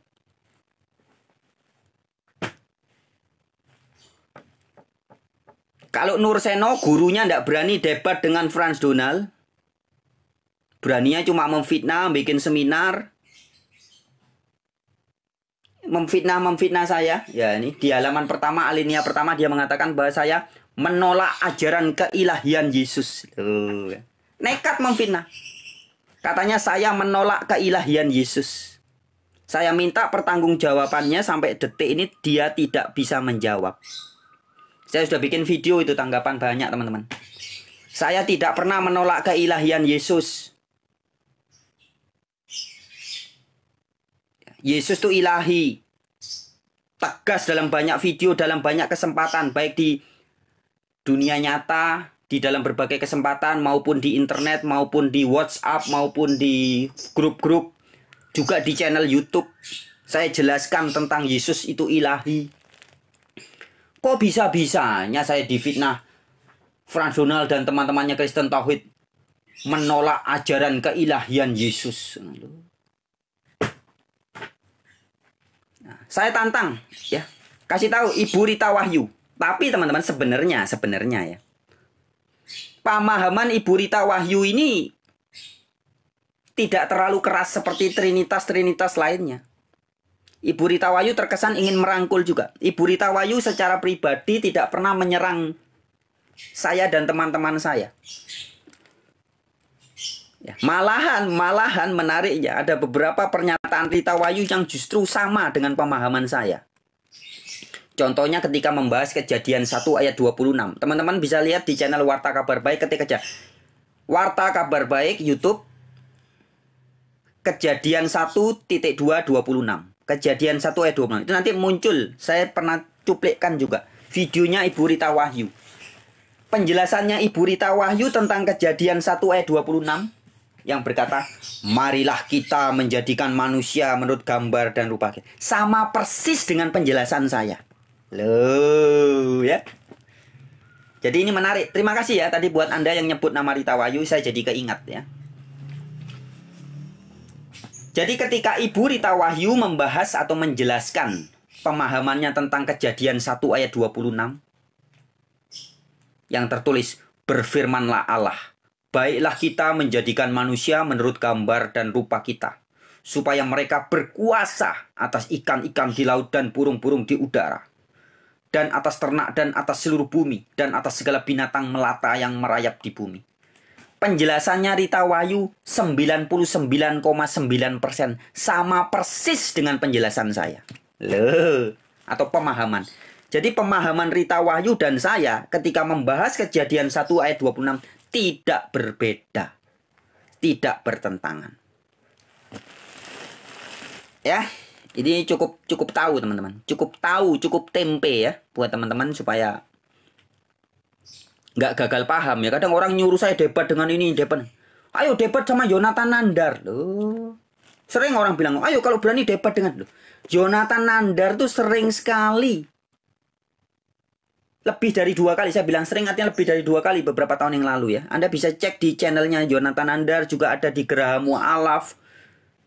Di channel saya juga pernah saya masukkan kalau nggak salah. Sudah berapa kali saya bertama Yonatan Nandar.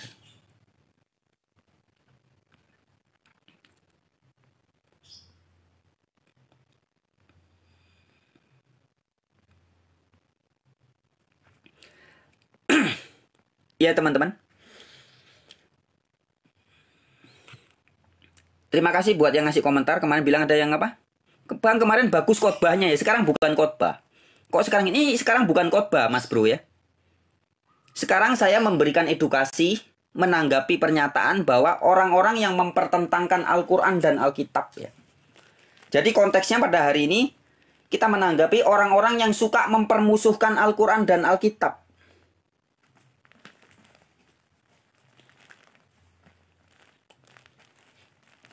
Ya. Semua orang yang suka mempertentangkan Al-Quran dan Alkitab selalu mengada-ada, ya, membuat argumen-argumen yang sebenarnya hanya asumsi, imajinasi, dan hayalan mereka yang dalam hatinya penuh dengan roh permusuhan.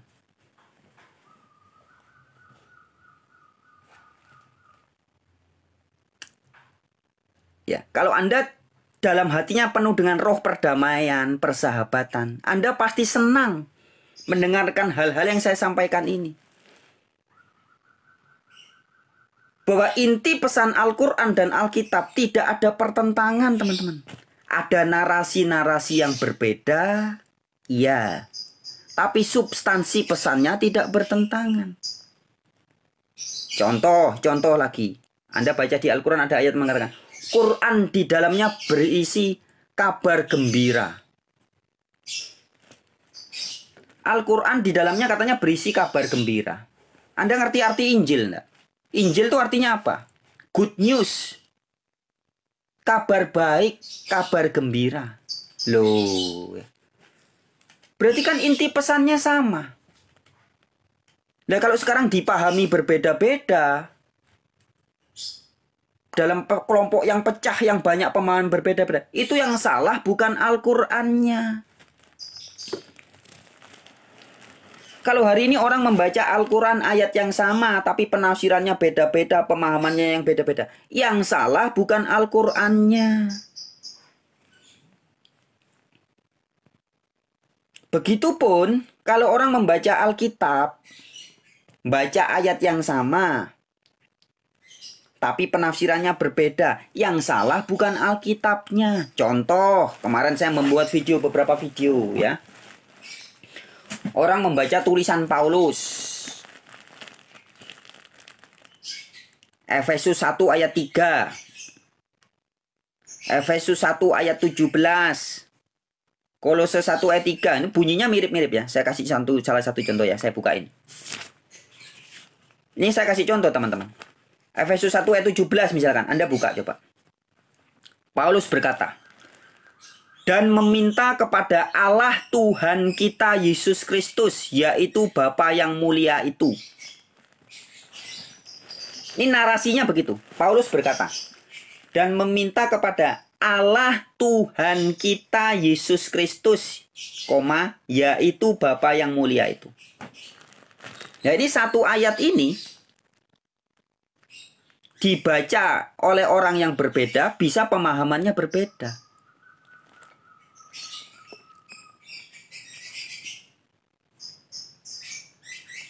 Efesus 1 ayat 17. Kalau Anda buka di dalam versi bahasa Inggris, God of our Lord Jesus Christ. Jadi, God of, Allahnya Tuhan kita Yesus Kristus. Jelas ya? Efesus 1 ayat 17 dalam versi bahasa Inggris. God of our Lord Jesus Christ. Allah dari atau Allahnya. Kalau Anda baca Alkitab bahasa Jawa, Allah Gusti kita Yesus Kristus. Kalau dalam bahasa Alkitab bahasa Batak, debata ni. Ni itu sama dengan kalau bahasa Jawa ne. Bahasa Inggris of. Jadi, Allahnya Tuhan kita Yesus Kristus. Jadi Allah yang diberitakan oleh Paulus adalah Allah Tuhan kita Yesus Kristus. Artinya Allah dari atau Allahnya Tuhan kita Yesus Kristus. Tapi hari ini banyak di Indonesia, termasuk Mbak Mikana dan teman-temannya itu ya, kemarin saya buat video. Ketika membaca Efesus 1 ayat 17, menafsirkannya begini. Allah Tuhan kita Yesus Kristus. Dianggapkan ini satu kata. Allah yang bernama Tuhan kita Yesus Kristus. Jadi Yesus Kristus itu Tuhan Allah Bapa itu sendiri. Ini buktinya di sini dikatakan. Allah Tuhan kita Yesus Kristus. Nah, ini ayat yang sama dibaca orang yang berbeda dengan pemahaman yang berbeda bisa sangat berbeda maknanya. Disangkanya Paulus mengajarkan bahwa Yesus Kristus adalah Tuhan Allah. Mana? Ini buktinya. Efesus 1 ayat 17. Paulus menuliskan Allah Tuhan kita Yesus Kristus. Padahal maksudnya Paulus Allahnya Tuhan kita Yesus Kristus.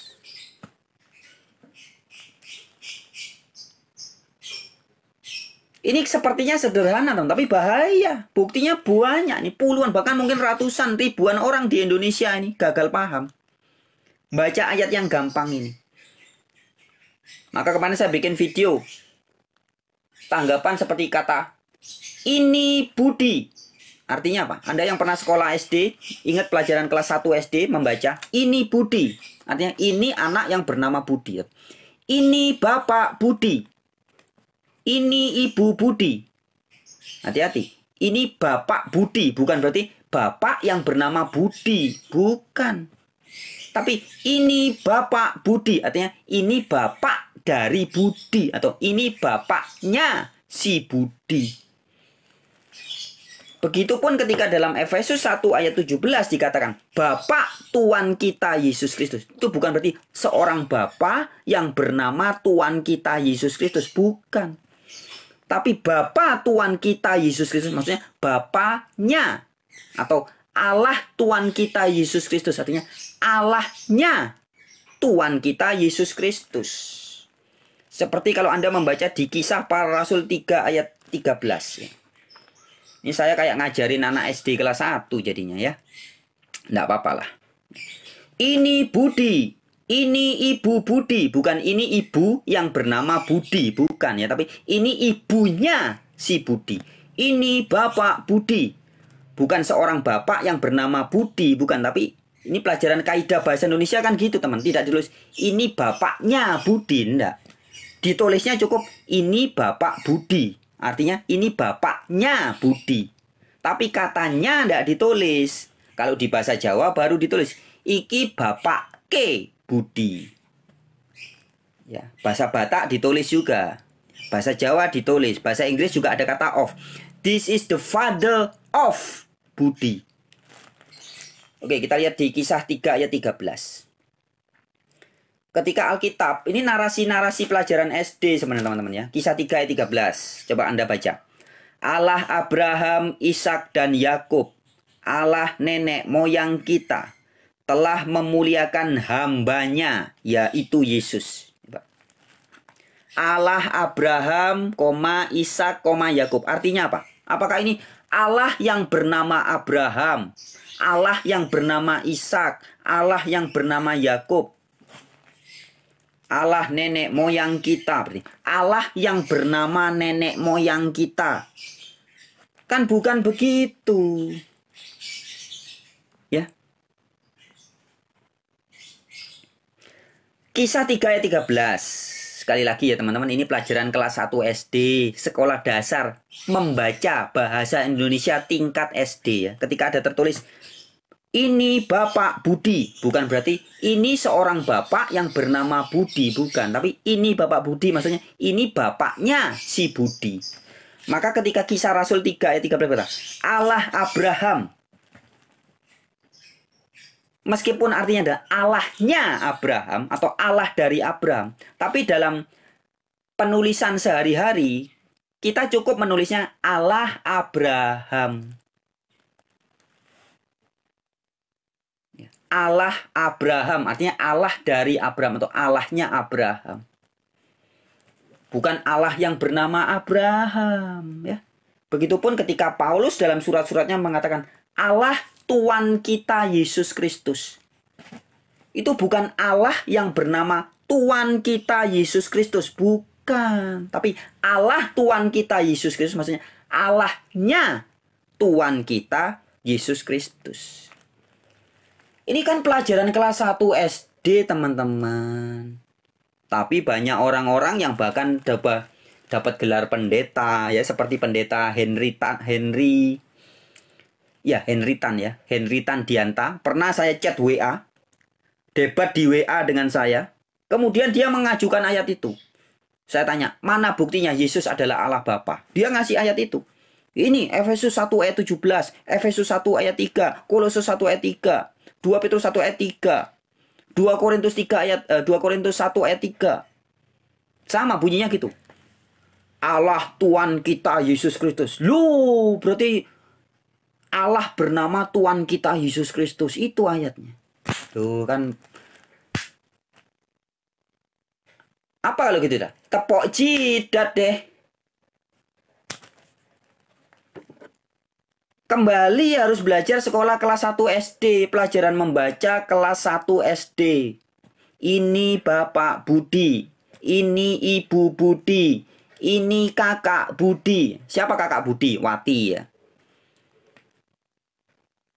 Ketika ditulis ini Kakak Budi, bukan berarti ini seorang kakak yang bernama Budi. Bukan. Ini Bapak Budi. Bukan berarti ini seorang bapak yang bernama Budi. Bukan. Ini Ibu Budi. Ini seorang ibu yang bernama Budi. Bukan. Tapi maksudnya ini Bapak Budi, ini Kakak Budi, ini Ibu Budi adalah ini ibunya Budi. Ini kakaknya Budi. Ini bapaknya Budi. Maka ketika Lembaga Alkitab Indonesia menerjemahkan Efesus 1 ayat 17, Allah Tuhan kita Yesus Kristus, itu artinya Allahnya Tuhan kita Yesus Kristus. Buktinya Anda buka Alkitab, sama-sama terbitan Lembaga Alkitab Indonesia yang versi bahasa Batak. Tertulis di situ, debatani Tuhan ta Yesus Kristus. Ya. Efesus 1 ayat 17 versi bahasa Batak. Debatani. Ya, debata itu Allah atau God. Allah ni itu artinya nya. Bahasa Jawa ne, bahasa Batak ni, bahasa Inggris of. Ya, jadi jelas Paulus tidak menyebut Yesus sebagai Allah Bapa, tapi yang diberitakan oleh Paulus adalah Allahnya Yesus Kristus. Ya. Setuju Bang Fran ya? Iyalah. Oke teman-teman, saya pikir terima kasih ya pada kesempatan kali ini. Ini sudah jam teman-teman, ada yang harus panggilan azan, silakan. Kita lanjutkan di kesempatan-kesempatan yang berikutnya ya. Jadi intinya teman-teman jangan gampang percaya kalau ada orang berkata Al-Quran bertentangan dengan Alkitab. Gencar nih teman, pemberitaan ini gencar. Anda buka channel-channel YouTube yang ngaku-ngaku Muslim, ngaku-ngaku channel Kristen. Itu banyak sekali mempertentangkan Al-Quran dan Alkitab. Mempermusuhkan Islam dengan Kristen. Jangan asal percaya teman-teman. Sebab Islam yang asli, ya, Islam yang sejati pasti bersahabat dengan Kristen yang asli. Kristen yang asli pasti bersahabat dengan Islam yang asli.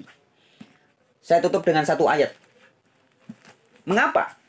Karena sejatinya Kristen yang asli itu pasti Islam atau Muslim. Loh. Bingung nggak? Bingung nggak? Kristen artinya pengikut Kristus. Pengikut Yesus. Yesus bahasa Arabnya Isa. Kristus bahasa Arabnya Al-Masih. Ya. Jadi Kristen itu kan istilah bagi pengikut Kristus atau pengikut Al-Masih atau pengikut Homasyah, pengikut Mosyah, pengikut Mesias, sebutannya Kristus. Mosyah, pengikutnya Kristian. Kalau yang diikuti Gus Dur, pengikutnya Gus Durian. Yang diikuti orang barbar, pengikutnya Barbarian. Yang diikuti Paulus, pengikutnya Paulian. Yang diikuti Donald, pengikutnya Donaldian. Kalau yang diikuti Kristus, pengikutnya Kristian. Jadi Kristen artinya pengikut Kristus. Bahasa Arabnya pengikut Isa Al-Masih. Nah, orang-orang Kristen yang asli atau pengikut Isa Al-Masih yang asli. Di dalam surat Al-Maidah ayat 111 dikatakan, dan ketika aku ilhamkan kepada pengikut Isa yang setia. Ya. Ini kalau pakai bahasa, kalau Anda bacanya di Al-Quran terbitan King Fahd. Ya. Kalau di Al-Quran bahasa Indonesia terjemahan ditulisnya pengikut Isa yang setia. Kalau Anda membuka di Al-Quran, The Holy Quran terbitan King Fahd Arab Saudi Arabia. Tidak ditulisnya Isa, tapi Jesus. Ketika aku ilhamkan kepada pengikut Isa atau Yesus yang setia, berimanlah kamu kepadaku dan kepada Rasulku. Mereka menjawab, kami telah beriman dan saksikanlah bahwa sesungguhnya kami adalah orang Muslim. Jadi pengikut Yesus yang asli pasti Muslim. Pengikut Yesus bahasa lainnya Kristen. Jadi Kristen yang asli pasti Islam. Islam bukan merek agama, tapi Islam adalah sikap hidup berserah diri, berpasrah diri. Jelas ya? Jadi Kristen yang asli tidak mungkin menentang Islam, sebab Islam itu bahasa Arab, bahasa Inggrisnya surrender. Yesus sendiri di Alkitab dikatakan, aku tidak melakukan segala sesuatu atas kehendakku sendiri, melainkan aku melakukan kehendak Dia yang mengutus aku. Berarti dia berserah diri, surrender to God. Bahasa Arabnya aslima, Islam. Ya. Yesus seorang Islam, maka pengikutnya juga pasti Islam. Sekali lagi, Islam bukan merek agama ya. Tidak ada hubungannya dengan KTP dan merek agama ya. Islam yang asli adalah sikap, kesadaran spiritual. Sifat, ini kata sifat. Al-Maidah 111. Kristen-Kristen yang asli atau pengikut Nabi Isa yang asli adalah Muslim. Oke, sekian teman-teman. Sampai jumpa di kesempatan yang lain. Sip.